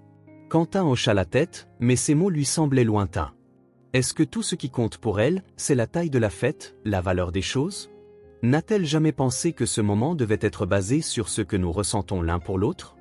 La question tournait sans cesse dans son esprit, et en la regardant, il se demanda quand leur relation était devenue plus une question d'image que de sentiment. La cérémonie commença. Le doux son de l'orgue remplissait l'église et tous les yeux étaient tournés vers le couple à l'autel. Quentin regardait devant lui, mais son esprit était ailleurs. Pourquoi ne puis-je pas arrêter de penser à Madison? Qu'est-il arrivé à elle? Est-ce que ce mariage est une erreur? Pensa-t-il désespéré. Lorsque le prêtre commença à parler de l'engagement du mariage, les mots semblaient résonner dans son esprit, comme s'ils avaient une autre signification. Ce qui lie un homme et une femme, c'est le respect, l'amour et la vérité. Respect, amour, vérité, pensa Quentin, réalisant que ces valeurs n'étaient pas présentes dans sa relation avec CLA, et cela le tortura encore plus. Suis-je sur le point d'unir ma vie à quelqu'un pour des raisons complètement erronées? En plein milieu de la cérémonie, alors que le prêtre parlait des promesses que chacun devrait faire à l'autre, Quentin entendit au loin le bruit des portes de l'église qui s'ouvraient. Il ne prêta pas attention au début, mais les murmures parmi les invités le firent tourner la tête pour voir ce qui se passait. Puis, Comme si le monde autour de lui s'était arrêté un instant, il la vit, Madison, avec 3 bébés. Elle entra dans l'église avec les triplés dans ses bras, son visage pâle mais déterminé, et ses yeux fixés sur Quentin. Les murmures parmi les invités grandirent, tous choqués par la vision de la femme entrant là, vêtue de simples vêtements qui ne correspondaient pas à l'environnement, sans invitation et avec 3 petits bébés. L'atmosphère grandiose et contrôlée de la cérémonie fut interrompue par ce moment inattendu, et pour Quentin, le temps sembla se figer. Que se passe-t-il? Qui sont ces enfants? Pourquoi Madison est-elle ici? Le cœur de Quentin s'emballa. Il n'arrivait pas à croire ce qu'il voyait, une mixture de surprise, de culpabilité et de peur l'envahit. Les souvenirs du passé, de tout ce qu'il lui avait fait, de comment il l'avait rejeté de sa vie, revinrent en force comme un ouragan, le déstabilisant complètement. CLA, réalisant le murmure croissant et voyant Madison debout à la porte, le regarda en confusion. Qui est cette femme? Siffla-t-elle entre ses dents serrées, essayant de garder son calme, mais l'irritation était visible dans ses yeux. Que fait-elle ici? Quentin ne répondit pas. Il ne pouvait pas. Son esprit était entièrement concentré sur Madison, et chaque pas qu'elle faisait vers l'autel semblait un jugement silencieux de ses choix. Il savait ce qui allait arriver, mais il ne savait pas comment réagir. Madison continua d'avancer, ses pas lents mais décidés. Le poids des triplés dans ses bras semblait léger comparé à la charge émotionnelle qu'elle portait. Le murmure dans l'église grandit, certains invités chuchotant déjà des commentaires désapprobateurs. Comment ose-t-elle venir ici? Qui est-elle? N'était-elle pas sa domestique? Mais Madison ne vacilla pas. Ses yeux étaient fixés sur Quentin, et elle savait qu'elle ne pouvait pas hésiter. Lorsqu'elle arriva enfin à l'autel, l'église entière se tut. Quentin sentit le poids des regards de tous, mais les seuls qui comptaient vraiment à ce moment étaient les yeux de Madison. Il sentit le regret s'approfondir encore plus, mais maintenant, il était trop tard pour revenir en arrière. Elle ne me pardonnera jamais. Je peux le voir dans ses yeux. Mais qui étaient ces bébés? Madison s'arrêta devant Quentin, son regard fixe et implacable. Les triplés dormaient, insouciants du tumulte autour d'eux, et elle les tenait fermement. Elle trouva un micro près de l'autel et le porta à ses lèvres. « Ce sont tes enfants, Quentin, » dit-elle, sa voix ferme mais teintée de douleur. « Tu m'as abandonné, mais tu ne peux pas ignorer ce que tu as fait. Ce sont les tiens. » L'église éclata de murmures à nouveau, et Quentin sentit le monde s'effondrer autour de lui. Chaque mot de Madison était comme un coup, un rappel de chaque fois qu'il l'avait rejetée, traitée comme si elle ne comptait pas. Et maintenant elle était là, révélant sa vérité devant tout le monde, en plein milieu du mariage auquel il s'apprêtait à entrer. « Je suis père? Comment? Que je fais ?» se demanda-t-il, tentant de se concentrer sur ce que Madison disait, mais son esprit était en panique. Madison se tenait là, le micro en main, la voix résonnant dans l'église. Les invités, auparavant agités, plongèrent dans un lourd silence. Quentin, pâle, son regard fixé sur les innocents triplés endormis dans les bras de Madison, semblait sur le point de s'effondrer. Son esprit tournait, essayant de comprendre tout ce qui se passait. Comment est-ce possible? Je suis père? Pourquoi fait-elle cela maintenant? Les questions inondaient son esprit, mais il ne trouva pas la force de réagir. Madison prit une grande inspiration, essayant de contrôler la vague d'émotions qui menaçait de l'envahir. Elle avait attendu si longtemps pour ce moment, mais maintenant, avec tous ces regards sur elle, la douleur était écrasante. « Je dois être forte pour eux, » pensa-t-elle, regardant les bébés dans ses bras. « Ils doivent entendre la vérité. Ils doivent tout savoir. » Commença Madison, la voix tremblante mais déterminée. Madison prit une profonde inspiration, son regard fixant intensément CLA, avant de parler d'une voix forte mais remplie de douleur. « Tu peux faire semblant que tout cela n'est pas réel, tu peux essayer de fuir tes responsabilités, mais la vérité est que ces enfants sont les tiens. Ils sont nés prématurément, ils ont failli ne pas survivre, et tout cela est arrivé pendant que tu étais ici, en train de préparer ton mariage et de prétendre que je n'ai jamais existé. » À chaque mot, le poids de sa souffrance brillait à travers ses yeux. Quentin la regardait, abasourdi. Les mots de Madison étaient comme des couteaux tranchant son âme. Il se souvenait clairement du jour où il l'avait envoyée loin de lui, des paroles cruelles qu'il avait utilisées pour la repousser de sa vie, comme si elle n'était qu'un objet sans valeur. « Que je fais ?» pensa-t-il, l'écho de sa cruauté résonnant dans son esprit. « J'ai souffert, Quentin. J'ai été laissé seul avec 3 enfants à élever. J'ai dû me battre pour leur vie pendant que toi, tu vivais la tienne sans penser une seconde à ce que tu m'avais fait. Tu m'as traité comme si j'étais jetable, et j'ai avalé cette douleur pendant longtemps. Mais aujourd'hui, devant tout le monde, je demande que tu prennes tes responsabilités. Elle marqua une pause, sa voix ferme mais son cœur lourd du souvenir de tout ce qu'elle avait dû affronter seule. Tu m'as dit que nous ne pourrions jamais être ensemble, et honnêtement, je suis d'accord avec toi. Aujourd'hui, la seule chose que j'attends de toi, c'est que tu prennes tes responsabilités en tant que père. Rien de plus. Nous venons vraiment de mondes différents, mais je suis heureuse de ne pas être comme toi, de ne pas avoir d'argent mais d'avoir un bon cœur. Ces mots frappèrent Quentin en plein cœur. Il se sentit démuni, l'impact de sa propre fierté écrasant. Il se souvint des moments où il avait honte de sa relation avec Madison, où il la voyait comme une employée, une subalterne dans son monde de luxe. Il n'avait pas vu la véritable valeur de ce qu'il avait perdu. CLA, qui jusque-là maintenait une expression rigide, perdit totalement le contrôle. Ses yeux étaient écarquillés de rage et d'incrédulité. « Qu'est-ce qui se passe ici, Quentin » hurla-t-il, sa voix stridente résonnant dans l'église. « Tu me dois une explication. Comment as-tu pu faire ça? Comment as-tu pu m'humilier ainsi devant tout le monde ?» Elle se leva, sa colère évidente dans chacun de ses mouvements, les mains tremblantes de rage. Tout ça n'était-il qu'un mensonge? Ce mariage, tout ce que nous avons construit? Quentin ouvrit la bouche, mais il ne réussit pas à former une réponse cohérente. Son corps était paralysé par la honte et la culpabilité qui pesaient sur lui comme un fardeau impossible à porter.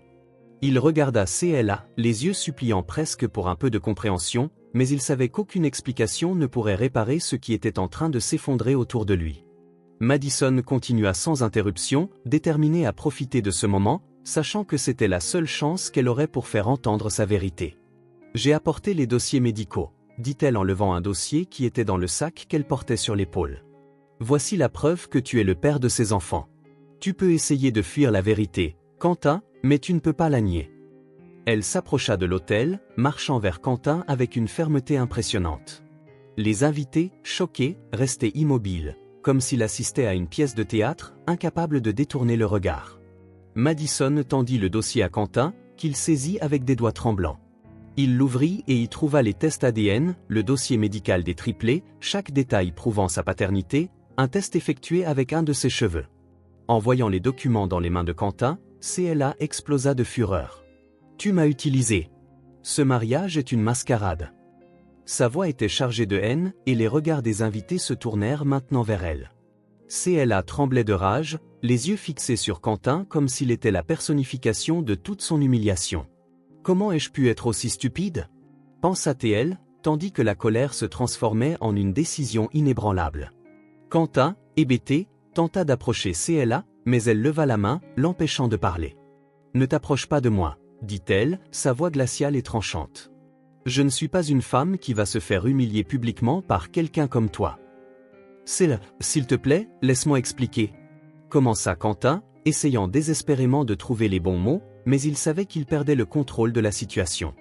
La vérité était là, nue et brute, devant tout le monde, et il ne pouvait plus rien cacher. « Il n'y a pas d'explication, » hurla CLA. « Tu m'as fait passer par cette humiliation, et maintenant, devant tout le monde, tu m'exposes au ridicule. » Elle regarda autour d'elle, voyant les regards curieux et juges des invités, ce qui la fit prendre une décision finale. D'un mouvement décisif, elle arracha la bague de fiançailles de son doigt et la jeta au sol avec dédain. « Ce mariage est terminé, » déclara-t-elle d'une voix ferme.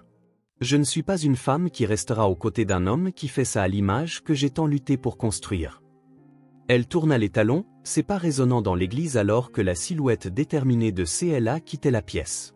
Aucun invité n'osa prononcer un mot. Quentin resta figé, le bruit de la bague roulant sur le sol résonnant dans ses oreilles comme le son final de tout ce qu'il avait construit jusqu'à ce moment-là. « J'ai tout perdu. CLA, Madison, mes enfants, pensa-t-il, le désespoir l'étouffant. Madison, toujours avec le micro en main, se tenait désormais comme une femme qui ne permettrait plus jamais qu'on la humilie.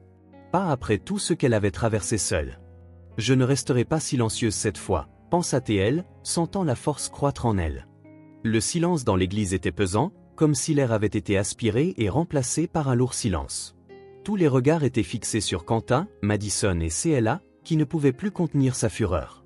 Mais ce n'était pas seulement la révélation qui la mettait en colère. C'était l'humiliation publique qui l'affectait le plus. « Alors voilà, » commença CLA, sa voix pleine de sarcasme venimeux. « C'est cette femme que tu as choisie pour ruiner notre mariage ? Une domestique ? » Le mépris dans sa voix était évident, et le mot domestique sortait de ses lèvres comme une insulte, un mot sale. Madison prit une profonde inspiration, sachant que CLA la méprisait depuis le début, sachant qu'elle la voyait comme inférieure, mais cette fois-ci, elle n'allait pas reculer. « Oui, j'étais la domestique », dit Madison fermement, affrontant CLA du regard. « Je nettoyais ta maison, Quentin, chaque jour.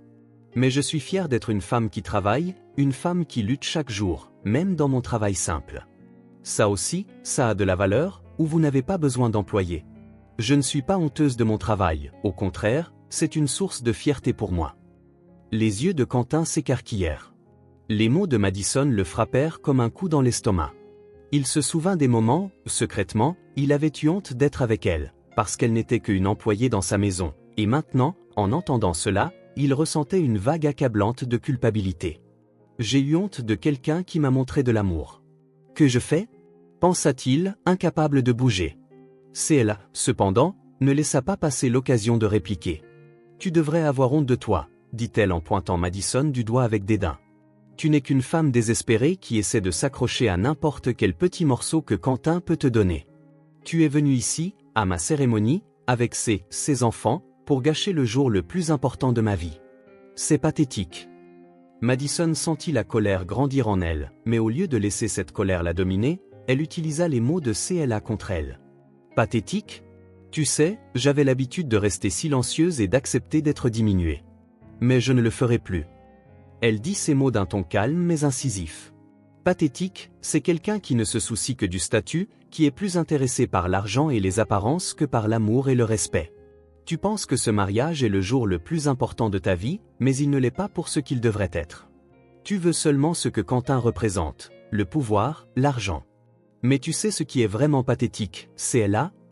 Elle marqua une pause, sa voix forte et claire. Moi, la domestique, je suis la seule personne ici à avoir réellement aimé Quentin pour ce qu'il est, pas pour ce qu'il peut offrir. Mais je ne le veux plus. Vas-y, fais ton mariage si tu veux. Je m'en fiche. Je veux juste qu'il prenne ses responsabilités en tant que père. Le coup fut précis. CLA resta sans voix pendant un moment, ses joues rouges de colère et de honte. Elle ouvrit la bouche pour répliquer, mais les mots de Madison la frappèrent avec une telle force qu'elle se contenta de regarder Quentin, un mélange de dégoût et de frustration dans ses yeux. Madison ne s'arrêta pas. « Je ne vais pas être humiliée par quelqu'un qui n'a jamais su ce que c'était de travailler pour de vrai, quelqu'un qui n'a jamais dû se battre pour quelque chose qui comptait réellement. » Elle fixa directement CLA, puis regarda Quentin. « J'ai lutté pour la vie de ses enfants, pendant que toi, Quentin, m'as abandonné. Tu avais honte de moi parce que j'étais juste une domestique, tu te souciais plus de ce que les autres pensaient que de ce que tu ressentais vraiment. Et maintenant regarde où nous en sommes. Vous deux, vous êtes faits l'un pour l'autre. » Les invités restèrent silencieux, absorbant chaque mot prononcé par Madison. Le malaise était évident dans leurs regards, et les gens murmuraient entre eux. Quentin, hébété, tentait encore de comprendre l'impact des mots qu'il venait d'entendre. « J'ai fait ça, j'ai permis que les choses arrivent jusqu'ici ?» CLA, réalisant que l'attention était maintenant contre elle, tenta de retourner la situation. « Tu es une femme amère, Madison, et tu finiras seule, sans rien, pendant que Quentin et moi, nous aurons tout, » dit-elle, et Madison rit, mais ce n'était pas un rire de joie, mais d'épuisement. « Seule ? C'est là, j'ai déjà été seule. J'ai traversé les pires jours de ma vie sans personne à mes côtés. Mais j'ai quelque chose que tu n'auras jamais. J'ai mes enfants, et ce sont eux ma force. Ce sont tout l'amour et toute la richesse de mon cœur.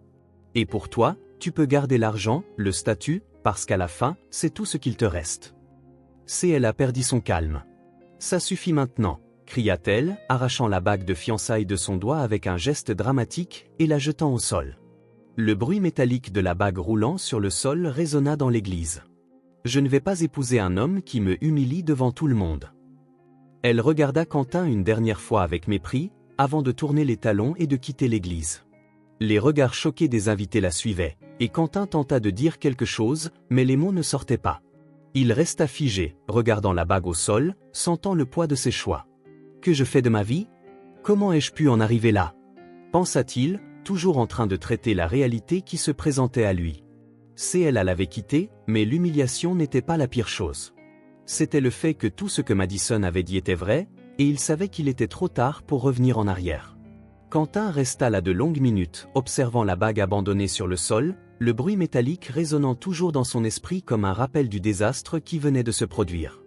L'église était maintenant silencieuse, les murmures des invités n'étaient plus qu'un son lointain qu'il peinait à traiter. Comment ai-je pu en arriver là? J'ai tout perdu. C'est là, Madison, mes enfants. Le poids des mots de Madison continuait de comprimer sa poitrine, et pour la première fois, il commença à comprendre l'étendue réelle de ses erreurs. Sans dire un mot, Quentin se dirigea vers la sortie de l'église, demandant à Madison de le suivre. Il sentit les regards désapprobateurs et jugeants des invités se poser sur lui alors qu'il quittait l'église.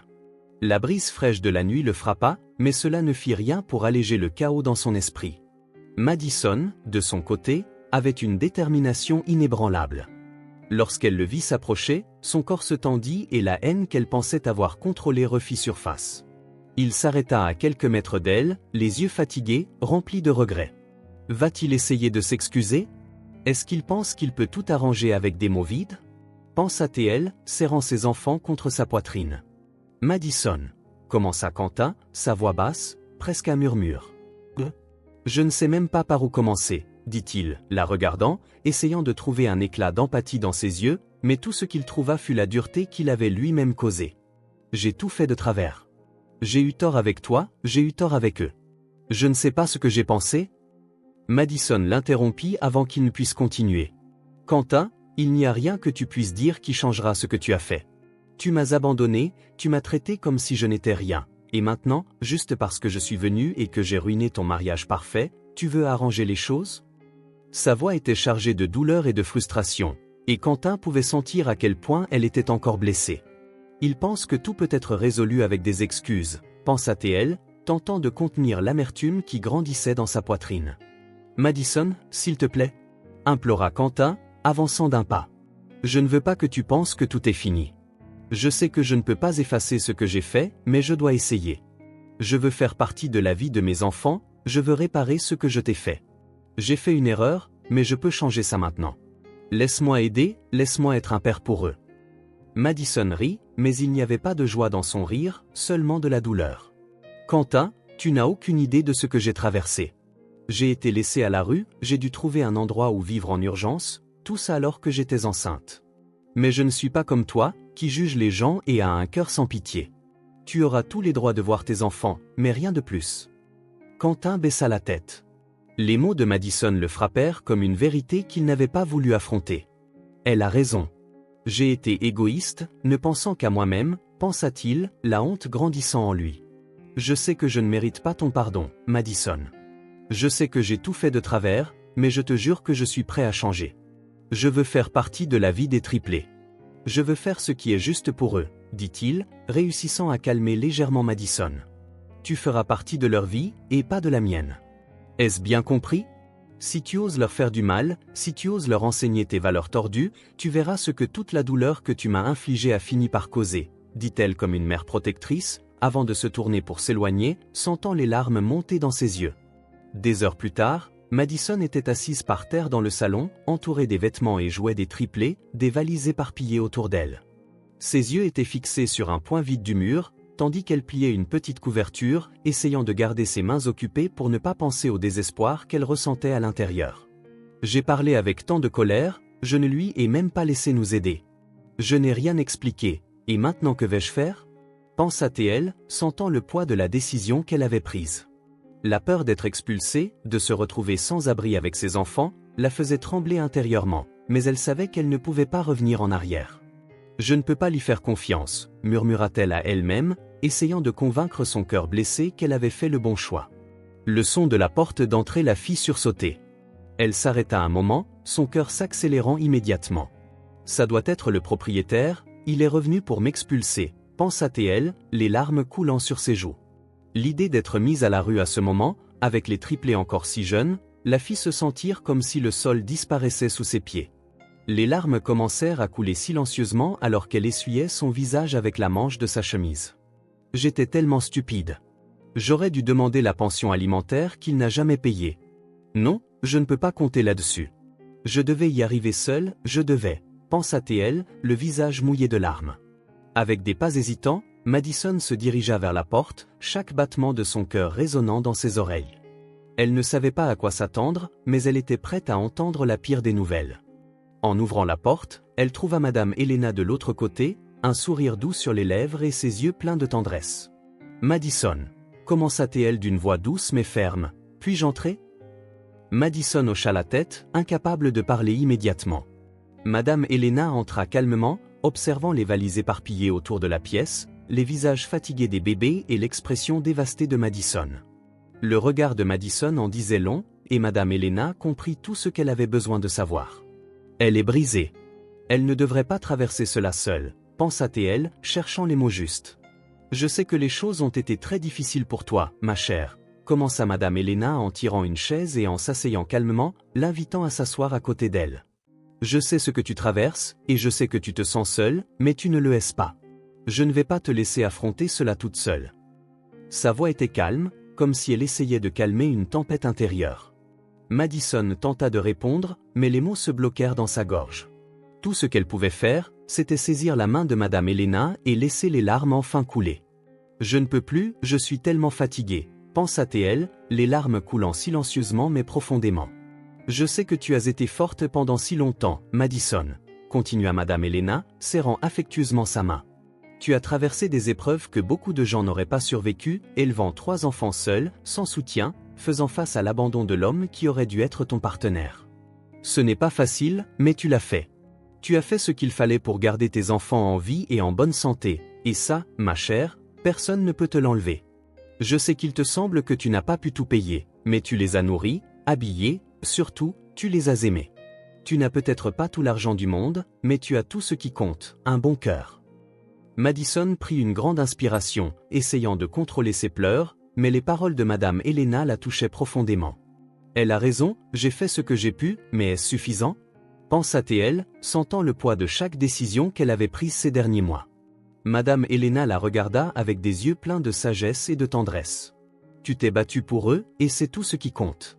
Et je suis ici pour te dire que tu n'as pas à te battre seule.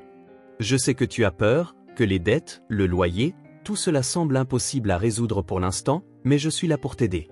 Toi et tes enfants ne devez pas traverser cela seul. » Madison la regarda, surprise. « Madame Helena, je ne sais pas quoi dire. Je ne peux rien accepter de plus de votre part, vous avez déjà tant fait pour moi, dit-elle, la voix brisée sous l'effort de retenir ses larmes. Ne dis pas ça, ma chère, interrompit Madame Helena, souriant doucement. Je ne t'offre rien que tu ne mérites. Tu as travaillé si dur, donné tant de toi-même pour garder ces bébés en vie et en bonne santé. Ce que je t'offre, c'est une chance d'avoir un peu de paix. Toi et les triplés pouvez venir vivre avec moi. J'ai de la place et cela me fera du bien d'avoir de la compagnie. Ce ne sera pas un fardeau, ce sera une joie. » Les yeux de Madison s'écarquillèrent. « Vivre avec vous ? Mais je ne veux pas m'imposer, vous avez déjà tellement fait pour moi. »« Tu ne m'imposes rien, Madison, » répondit Madame Helena, sa voix ferme mais pleine de chaleur. « Tu mérites cette aide, et tes enfants méritent un endroit sûr où ils peuvent grandir sans ce poids sur leurs épaules. J'ai vu ce que tu as traversé, j'ai vu à quel point tu t'es battu. Et je pense qu'il est temps pour toi de recevoir un peu de soutien. Nous avons tous besoin d'aide à un moment donné de nos vies, et c'est ton moment. Je n'accepterai pas un non comme réponse. » Madison secoua la tête, essayant d'absorber la gentillesse que Madame Helena lui offrait, mais encore en difficulté avec l'idée de dépendre de quelqu'un. « Je ne sais pas comment vous remercier. J'étais tellement perdu, pensant que j'allais être expulsé aujourd'hui, que je n'ai même pas pensé à une autre solution. Je ne sais pas si je peux accepter. » dit-elle, encore hésitante. « J'ai toujours été indépendante, j'ai toujours fait les choses par moi-même. » Madame Helena sourit et posa sa main sur l'épaule de Madison. « Être indépendante ne veut pas dire que tu dois porter le poids du monde toute seule, ma chère. Parfois, la plus grande force que nous puissions montrer, c'est d'accepter de l'aide quand nous en avons besoin. Tes enfants ont besoin de toi, forte et en bonne santé, et pour cela, tu as besoin de repos, de soutien. Je vois tout ce que tu as déjà accompli. Maintenant, c'est le moment de laisser quelqu'un t'aider. » Madison regarda les triplés, endormis paisiblement sur le canapé, inconscients du chaos autour d'eux. Elle savait que Madame Helena avait raison, mais accepter de l'aide était difficile. « Elle a raison, mais si je rate encore ?» pensa-t-elle, encore hésitante. « Madison, » continua Madame Helena, sa voix ferme mais affectueuse, « j'ai vu la force en toi depuis le jour où je t'ai rencontrée. J'ai vu une femme qui n'a jamais abandonné, même quand tout était contre elle. Je sais que c'est difficile d'accepter de l'aide, mais je veux que tu saches que ce n'est pas un signe de faiblesse, c'est un signe que tu penses au mieux pour tes enfants, et c'est ce qui fait de toi une mère extraordinaire. Madison laissa enfin les larmes couler librement, mais cette fois, ce n'étaient pas des larmes de désespoir, mais de soulagement. Merci, je ne sais même pas quoi dire. Je ne sais pas comment j'aurais survécu sans vous, dit-elle, la voix tremblante mais pleine de gratitude. Madame Helena se leva, attirant Madison dans une étreinte chaleureuse. Tu vas survivre, ma chère, tu vas survivre, parce que tu es plus forte que tu ne l'imagines. Et je serai à tes côtés, avec tes enfants, pour m'assurer de cela. Les jours qui suivirent la humiliation publique de Quentin devinrent une réalité inimaginable pour lui. Le mariage écroulé, la vérité sur les enfants qu'il avait abandonnés, et la honte inscrite sur les visages des connaissances et des inconnus qu'il croisait devinrent un fardeau presque insupportable. Mais pour Quentin, le véritable coup était encore à venir, et il le savait dès que son père entra dans le salon du manoir pour la dernière fois. La tension entre eux était palpable. Le père de Quentin, qui avait toujours été une figure contrôlée et ferme, était visiblement frustré. Il s'approcha de son fils d'un pas lourd, son regard chargé de désapprobation. Quentin sentit la gravité du moment. « Il va vraiment me punir cette fois », pensa-t-il, redoutant ce qui allait suivre. « Quentin », commença son père d'un calme dangereux dans la voix, « ce que tu as fait est inacceptable. Je ne t'ai pas élevé pour détruire les vies des autres et agir comme si de rien n'était. Tu as trahi ta responsabilité en tant que fils, en tant que père et en tant qu'humain. J'ai tout vu lors du mariage, et je suis honteux de devoir dire que tu es mon fils. » Quentin baissa la tête, les mots pesant lourdement sur ses épaules. Il essaya d'intervenir, mais son père le fit taire d'un geste ferme. « Je ne veux pas entendre d'excuses. Les mots ne suffisent plus maintenant. » La voix de son père devenait de plus en plus dure à chaque mot. « À partir d'aujourd'hui, tu n'as plus droit à rien. Tu as perdu le manoir, l'entreprise, l'héritage. Tu recommenceras à zéro, et j'espère que cela t'apprendra à apprécier ce que tu n'as jamais vraiment respecté. » Les yeux de Quentin s'écarquillèrent, la surprise et le choc marqués sur son visage. « Quoi ? Père, tu ne peux pas faire ça. Je suis ton fils. J'ai fait des erreurs, oui, mais tout m'enlever, c'est trop cruel. »« Cruel ?» répondit son père avec un rire amer. « Cruel, c'est ce que tu as fait à Madison, une femme qui t'aimait et que tu as jetée à la rue sans un second regard.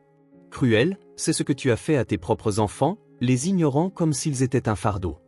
Non, Quentin, je ne fais que te donner l'opportunité de comprendre ce que ça fait de vivre comme la plupart des gens que tu as toujours méprisés. » Quentin essaya de protester, mais il savait qu'il était acculé. « Père, je vais payer la pension alimentaire, je ferai ce qu'il faut, mais ne m'enlève pas tout, comment vais-je survivre sans rien? Sans maison, sans travail ?» Son père secoua la tête, intransigeant. « Tu vas le découvrir. À partir de demain, tu travailleras à l'entreprise, mais pas comme le patron. Tu seras un concierge. Tu feras le travail que Madison a fait si longtemps et que tu n'as jamais apprécié. Tu nettoieras les sols, tu rangeras les pièces, et tu sentiras ce que c'est que d'être traité comme quelqu'un d'inférieur, exactement comme tu as traité les autres. » Le choc envahit Quentin comme une vague glacée. « Un concierge, moi ? Père, s'il te plaît, cela va détruire ce qu'il reste de ma dignité. » implora-t-il, la voix lourde de désespoir.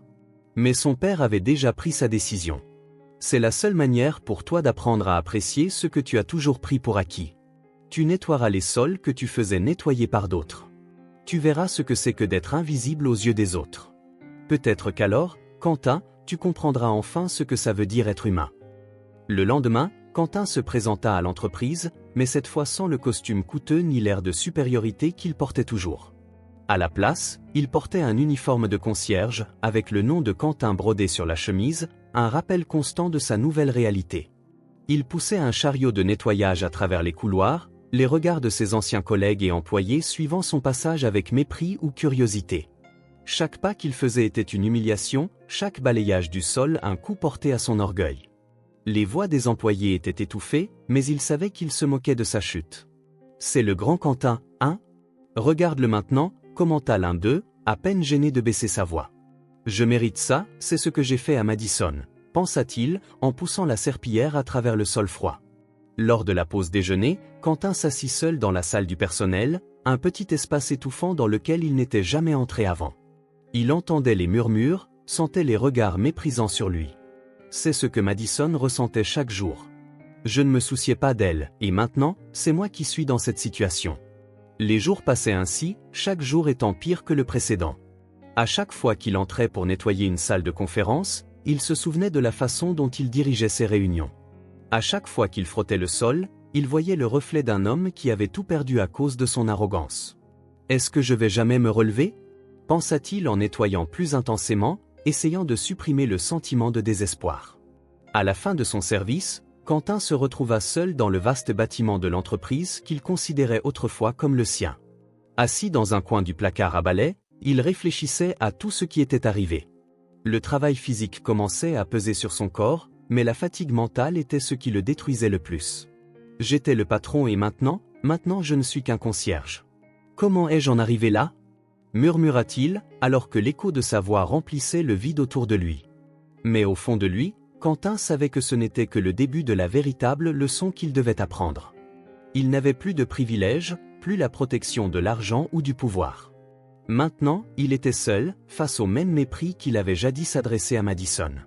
L'humiliation était constante, et il savait que le chemin vers la rédemption serait long, s'il y en avait un. Les jours de humiliation s'étiraient pour Quentin comme une longue pénitence. À chaque nouveau jour, il enfilait son uniforme de concierge et partait travailler, sentant le poids de chaque mauvaise décision qu'il avait prise.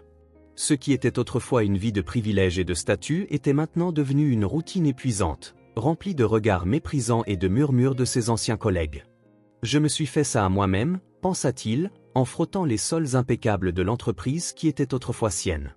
Mais profondément dans son esprit, quelque chose le dérangeait encore plus que l'humiliation quotidienne, Madison. Depuis le jour du mariage écroulé, il n'avait cessé de penser à elle et au triplé. Que lui est-il arrivé? Est-ce qu'elle va bien? Est-ce que les bébés vont bien? Les questions le tourmentaient et la culpabilité déchirait son âme.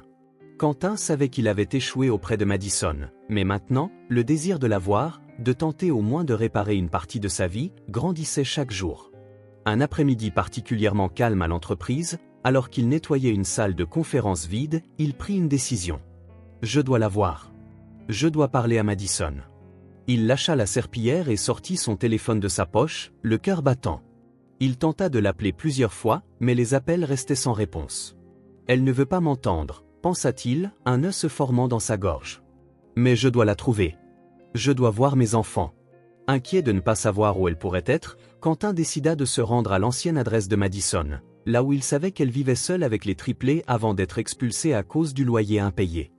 Il marcha dans les rues, le cœur lourd, les souvenirs de tout ce qu'il avait fait devenant de plus en plus lourds à chaque pas. Je l'ai laissé seul avec 3 enfants à s'occuper. Quel genre d'homme suis-je? Arrivé à l'immeuble modeste où Madison avait vécu, il monta les escaliers, le cœur battant. Lorsqu'il frappa à la porte, la réponse fut le silence. Il tenta à nouveau, mais la maison était vide. Il regarda autour de lui, confus. L'endroit semblait abandonné, comme si personne n'y avait vécu depuis des semaines. Elle est partie, pensa-t-il, la panique montant. Où est-elle allée? Elle ne peut pas avoir disparu comme ça. Quentin demanda à quelques voisins, mais personne ne savait exactement où Madison était partie. Seul un voisin âgé mentionna l'avoir vue partir avec les enfants et quelques valises, il y a des semaines. Peut-être qu'elle a trouvé un autre endroit. Peut-être qu'elle n'est pas allée très loin et vit toujours dans le quartier, suggéra l'homme. Mais ces mots n'ont fait qu'augmenter l'anxiété de Quentin. Il se sentait impuissant. « Je dois la trouver », murmura-t-il à lui-même en descendant les escaliers, son esprit en tourmente. Et si elle est partie loin? Et si elle ne veut plus jamais me voir? Les questions le tourmentaient et la réalité de ne pas savoir où était Madison le broyait. Il s'arrêta sur le trottoir, regardant l'horizon vide, ressentant le poids de ses décisions s'accumuler sur ses épaules. Chez Madame Helena, les jours passaient plus sereinement pour Madison. Bien qu'elle portât toujours le poids des difficultés qu'elle avait traversées, l'environnement accueillant et la présence bienveillante d'Helena et des triplés apportaient un nouveau genre d'espoir. Un après-midi calme, alors que les bébés dormaient, Madison décida de faire quelque chose qu'elle n'avait pas fait depuis longtemps, cuire un gâteau. Depuis son arrivée, elle avait évité de penser à de petits plaisirs comme celui-ci, mais elle sentait qu'elle avait besoin de trouver une échappatoire à toute la tension qui régnait encore en elle. Dans la cuisine simple, l'odeur douce et familière de la vanille emplit l'air, rappelant des souvenirs d'un temps plus innocent, lorsque les soucis étaient plus petits et que sa vie n'avait pas encore été bouleversée. Lorsque le gâteau sortit du four, doré et parfait, Elena entra dans la cuisine, attirée par l'odeur. « Mon Dieu, Madison, ça a l'air merveilleux !» s'exclama-t-elle avec un sourire. « Tu ne m'as jamais dit que tu avais ce talent pour la pâtisserie. » Madison rit doucement. « C'est quelque chose que j'aimais faire avant, mais avec tout ce qui s'est passé, je n'avais même pas pensé à m'y remettre. » Elena prit un morceau de gâteau, et en le goûtant, ses yeux s'écarquillèrent de surprise. « Madison, c'est délicieux. Tu as un talent incroyable. » Sourit-elle avec admiration. Puis quelque chose brilla dans ses yeux. « Tu sais, ma chère, tu devrais envisager d'ouvrir une pâtisserie. » Madison regarda Elena, surprise par l'idée. Une pâtisserie? Elle n'y avait jamais pensé. Après tout ce qu'elle avait vécu, l'idée de commencer quelque chose de nouveau lui semblait lointaine, presque impossible. « Puis-je vraiment le faire ?» pensa-t-elle, encore hésitante. « Je ne sais pas, Elena. Ouvrir une entreprise, c'est un grand pas. » « Oui, c'est un grand pas, mais regarde ce que tu as déjà traversé. Tu as survécu à tant de choses, Madison. Maintenant, c'est le moment de construire quelque chose pour toi et pour tes enfants. Ce gâteau n'est que le début. Je suis sûr que si tu te lances là-dedans, tu auras beaucoup de succès. » Elena posa sa main sur l'épaule de Madison, l'encourageant. « Tu as le talent, tu as le courage. Tout ce qu'il te manque, c'est de croire en toi. » Les mots d'Elena résonnèrent dans l'esprit de Madison pendant des jours. « Peut-être que je peux vraiment faire ça, » pensa-t-elle, réfléchissant à la possibilité d'ouvrir sa propre pâtisserie. Elena continua de la soutenir, lui offrant des idées, et en quelques semaines, Madison commença à tester des recettes et à vendre ses premiers gâteaux. Le succès fut presque immédiat, et bientôt elle se retrouva avec plus de commandes qu'elle ne pouvait en gérer. Les mois passèrent, et l'entreprise de Madison prospéra de manière impressionnante.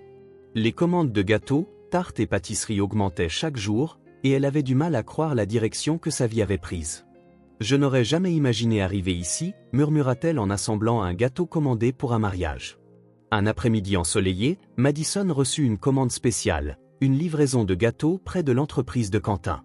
Elle hésita un instant en entendant le nom de l'endroit, mais elle savait qu'elle ne pouvait pas refuser une commande. « Je suis forte maintenant », pensa-t-elle. « Je peux traverser ça. » Le gâteau bien emballé, Madison se rendit à l'adresse de la livraison. À mesure qu'elle approchait de l'entreprise, son cœur se mit à battre plus vite, un mélange de nervosité et de curiosité. Elle n'avait pas vu Quentin depuis le mariage, et elle ne savait pas à quoi s'attendre. Quand elle arriva devant le bâtiment, quelque chose la fit s'arrêter. À distance, elle aperçut une silhouette familière. C'était Quentin, vêtu d'un uniforme de concierge, nettoyant le trottoir. Le choc envahit Madison. Il nettoie le trottoir de sa propre entreprise, pensa-t-elle, incrédule. Voir Quentin dans cette position, si différente de celle qu'elle connaissait, fut un coup inattendu. À un moment, elle songea à continuer son chemin, à l'ignorer, mais quelque chose en elle la fit s'arrêter.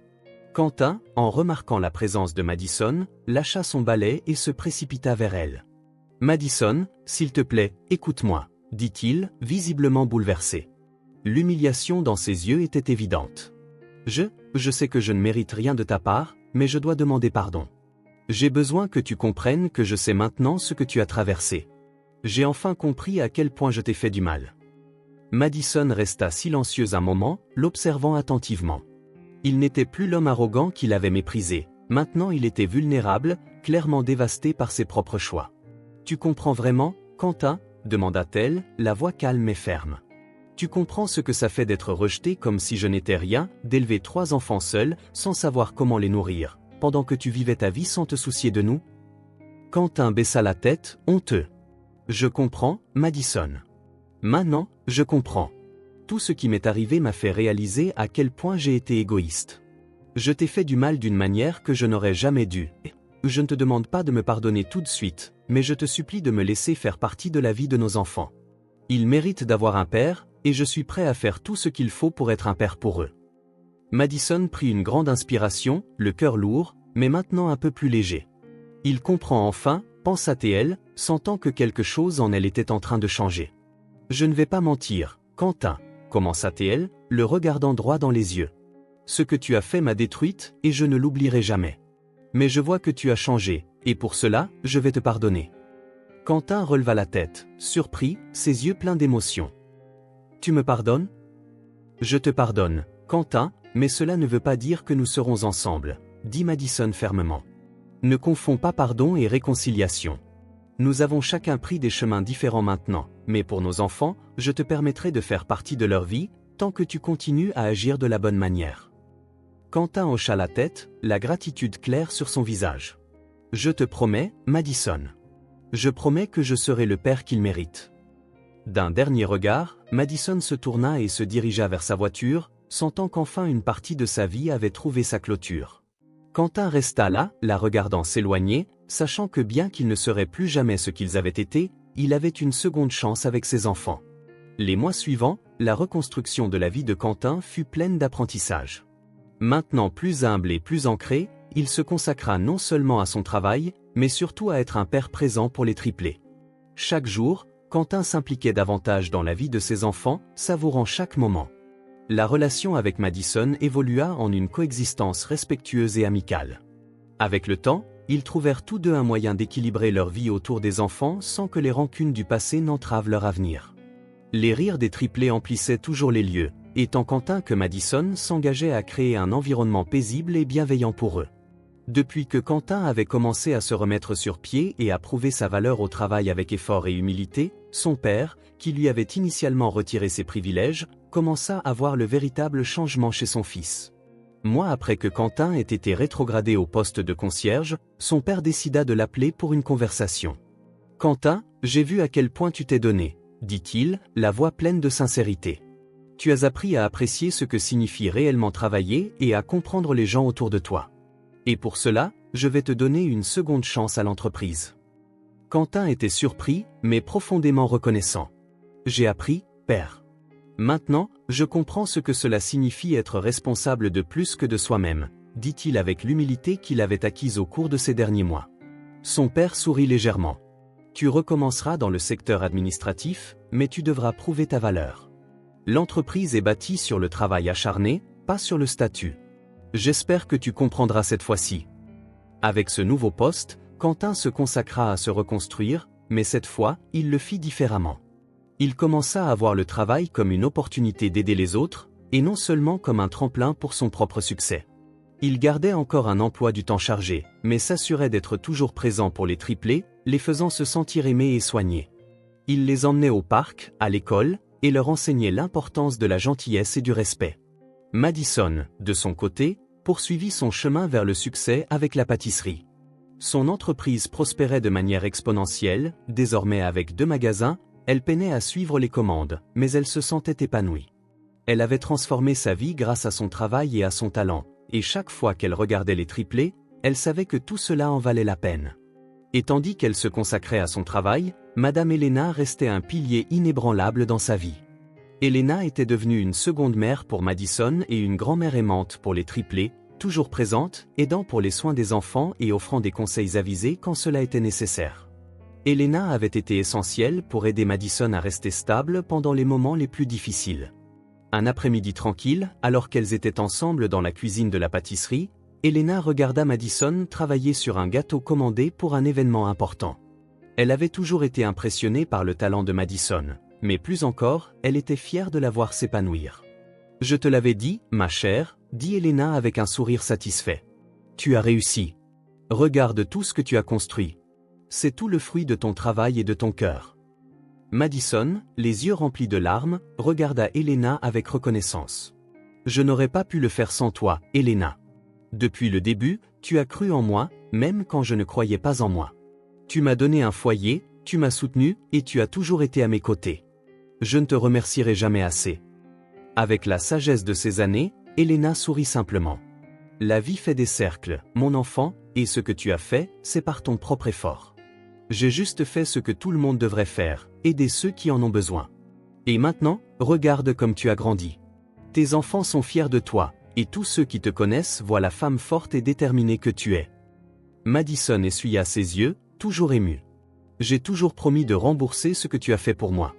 Tu m'as donné tellement, et tu as déjà répondu. » Elena, plaçant sa main sur l'épaule de Madison, dit « Tu as apporté de la joie dans ma maison, et vous êtes tous devenus ma belle famille.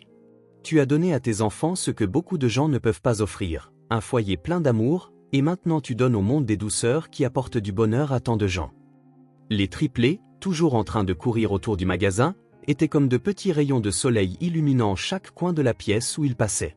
Ils avaient un lien profond avec Elena, qui les emmenait souvent en promenade ou leur racontait des histoires avant le coucher. Pour Elena, voir Madison et ses enfants heureux était la plus grande récompense. Puis un jour, une nouvelle commande arriva à la pâtisserie. Madison reçut une commande pour livrer un gâteau à un événement près de l'entreprise où travaillait Quentin. Hésitante, mais déterminée à aller de l'avant dans sa vie, elle accepta. Le jour de la livraison, lorsqu'elle se gara près de l'entreprise, elle vit quelque chose qui la paralysa un instant. Quentin, devant le bâtiment, portait un uniforme différent, avec une expression concentrée, en train d'organiser des tâches. Elle sortit de la voiture et observa pendant quelques secondes, absorbant la scène. Quentin, qui avait autrefois affiché le pouvoir et l'arrogance, travaillait maintenant de façon honnête et humble. Il ne semblait plus être le même homme. Elle le vit de loin et, surprise, il se dirigea vers elle. « Madison, dit-il avec un sourire timide. Je ne savais pas que tu étais dans le coin. » Elle lui sourit, un mélange de sentiments la traversant. « J'ai reçu une commande de gâteau pour un événement à proximité. Tu as l'air différent, dit-elle. Quentin hocha la tête, les yeux pleins de compréhension. « Je suis différent. Après tout ce que j'ai traversé, j'ai beaucoup appris.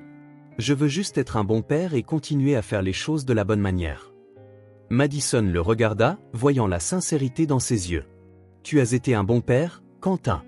Les garçons t'adorent, et je vois à quel point tu as changé. Je suis contente que cela se soit passé comme ça, dit-elle. » Ils restèrent silencieux un moment, observant les petits détails de ce moment. Quentin ne demanda rien de plus. Il n'y avait plus d'excuses, juste l'acceptation de ses responsabilités et de la vie qu'il menait maintenant. À la fin de la journée, Madison rentra chez elle, et assise avec Elena, elle réfléchit à la manière dont les choses avaient changé. « Il a enfin compris, dit-elle pensivement. Et c'est tout ce qui compte, ma chère. Parfois, le chemin vers la compréhension est le plus long, mais l'important, c'est qu'il y soit arrivé. » Peu à peu, la vie s'ajusta à cette nouvelle normalité. Madison continua d'étendre sa pâtisserie, Elena resta à ses côtés, et Quentin continua d'être un père présent et dévoué. Bien que leur vie ne fût plus jamais romantique, ils avaient trouvé un moyen de vivre en harmonie, unis par l'amour qu'ils partageaient pour leurs enfants. Et ainsi, alors que le soleil se couchait lentement à l'horizon, teintant le ciel de nuances d'orange et de rose, les triplés couraient insouciants dans le jardin, leur rire résonnant dans l'air comme des petites symphonies de joie.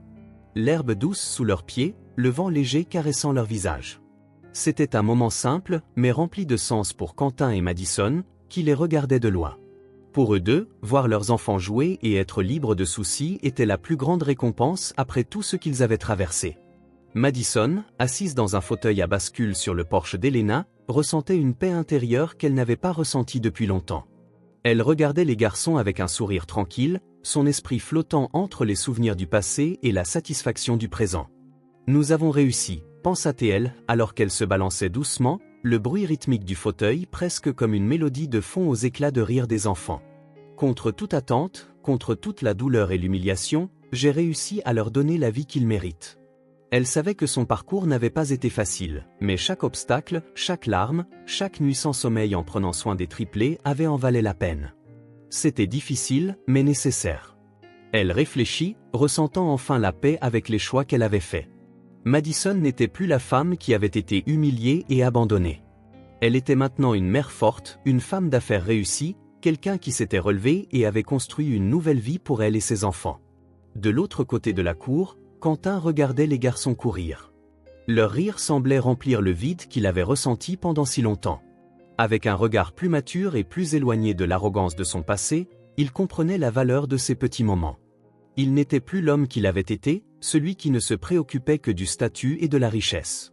Il avait appris, à travers l'humilité et les épreuves, que la véritable valeur de la vie se trouvait là, dans la simplicité, dans l'amour inconditionnel que ses enfants avaient pour lui et dans le respect qu'il avait enfin retrouvé auprès de Madison. « J'étais tellement aveugle », pensa Quentin, réfléchissant au choix qui l'avait conduit à tout perdre. Mais maintenant, en voyant les triplés sourire, comme si tout ce qu'il devait être était un père présent, il comprenait le véritable sens de son parcours. « Peu importe ce que j'ai perdu, mais ce que j'ai gagné, » murmura-t-il, les yeux pleins de larmes. Il n'y avait plus de douleur dans son cœur, seulement de la gratitude d'avoir eu une seconde chance pour être un meilleur père, pour faire partie de la vie de ses enfants et avoir la confiance de Madison pour aller de l'avant. Les deux échangèrent un regard de loin, non pas en tant qu'amants ou partenaires, mais en tant que parents qui avaient enfin trouvé l'équilibre nécessaire pour offrir à leurs enfants le meilleur. Il n'y avait plus de rancune entre eux, juste une compréhension mutuelle et une acceptation que, malgré tout, ils avaient tous deux grandi et changé pour le mieux. Elena, qui observait la scène de l'intérieur de la maison, sourit intérieurement. Tout s'est bien terminé à la fin, pensa-t-elle, satisfaite. Elle savait que Quentin et Madison avaient encore beaucoup à apprendre, mais le chemin qu'ils suivaient désormais était bien plus léger que celui qu'ils avaient laissé derrière eux. Elle, avec sa sagesse, avait guidé Madison à travers les moments difficiles, et maintenant, en observant cette nouvelle dynamique entre eux deux, elle était certaine que l'avenir, pour eux et pour les triplés, serait prometteur. Le ciel continuait de changer de couleur, s'assombrissant progressivement à mesure que les premières étoiles apparaissaient. Les enfants, toujours pleins d'énergie, couraient autour de la maison, heureux et insouciants, sans savoir que leur vie avait été façonnée par tant de luttes qui avaient finalement été surmontées. Pour Madison et Quentin, il n'y avait plus besoin de parler du passé. Les cicatrices étaient là, oui, mais elles étaient celles qui les avaient rendus plus forts. Ils avaient survécu, changé, surtout, trouvé leur propre place de paix. Alors que la journée touchait à sa fin et que les étoiles prenaient le ciel, Madison jeta un dernier regard aux triplés avant de les appeler pour le dîner. Ils sont en sécurité, heureux, et c'est tout ce qui compte maintenant, pensa-t-elle, contente de la vie qu'elle avait reconstruite pour elle-même et pour eux.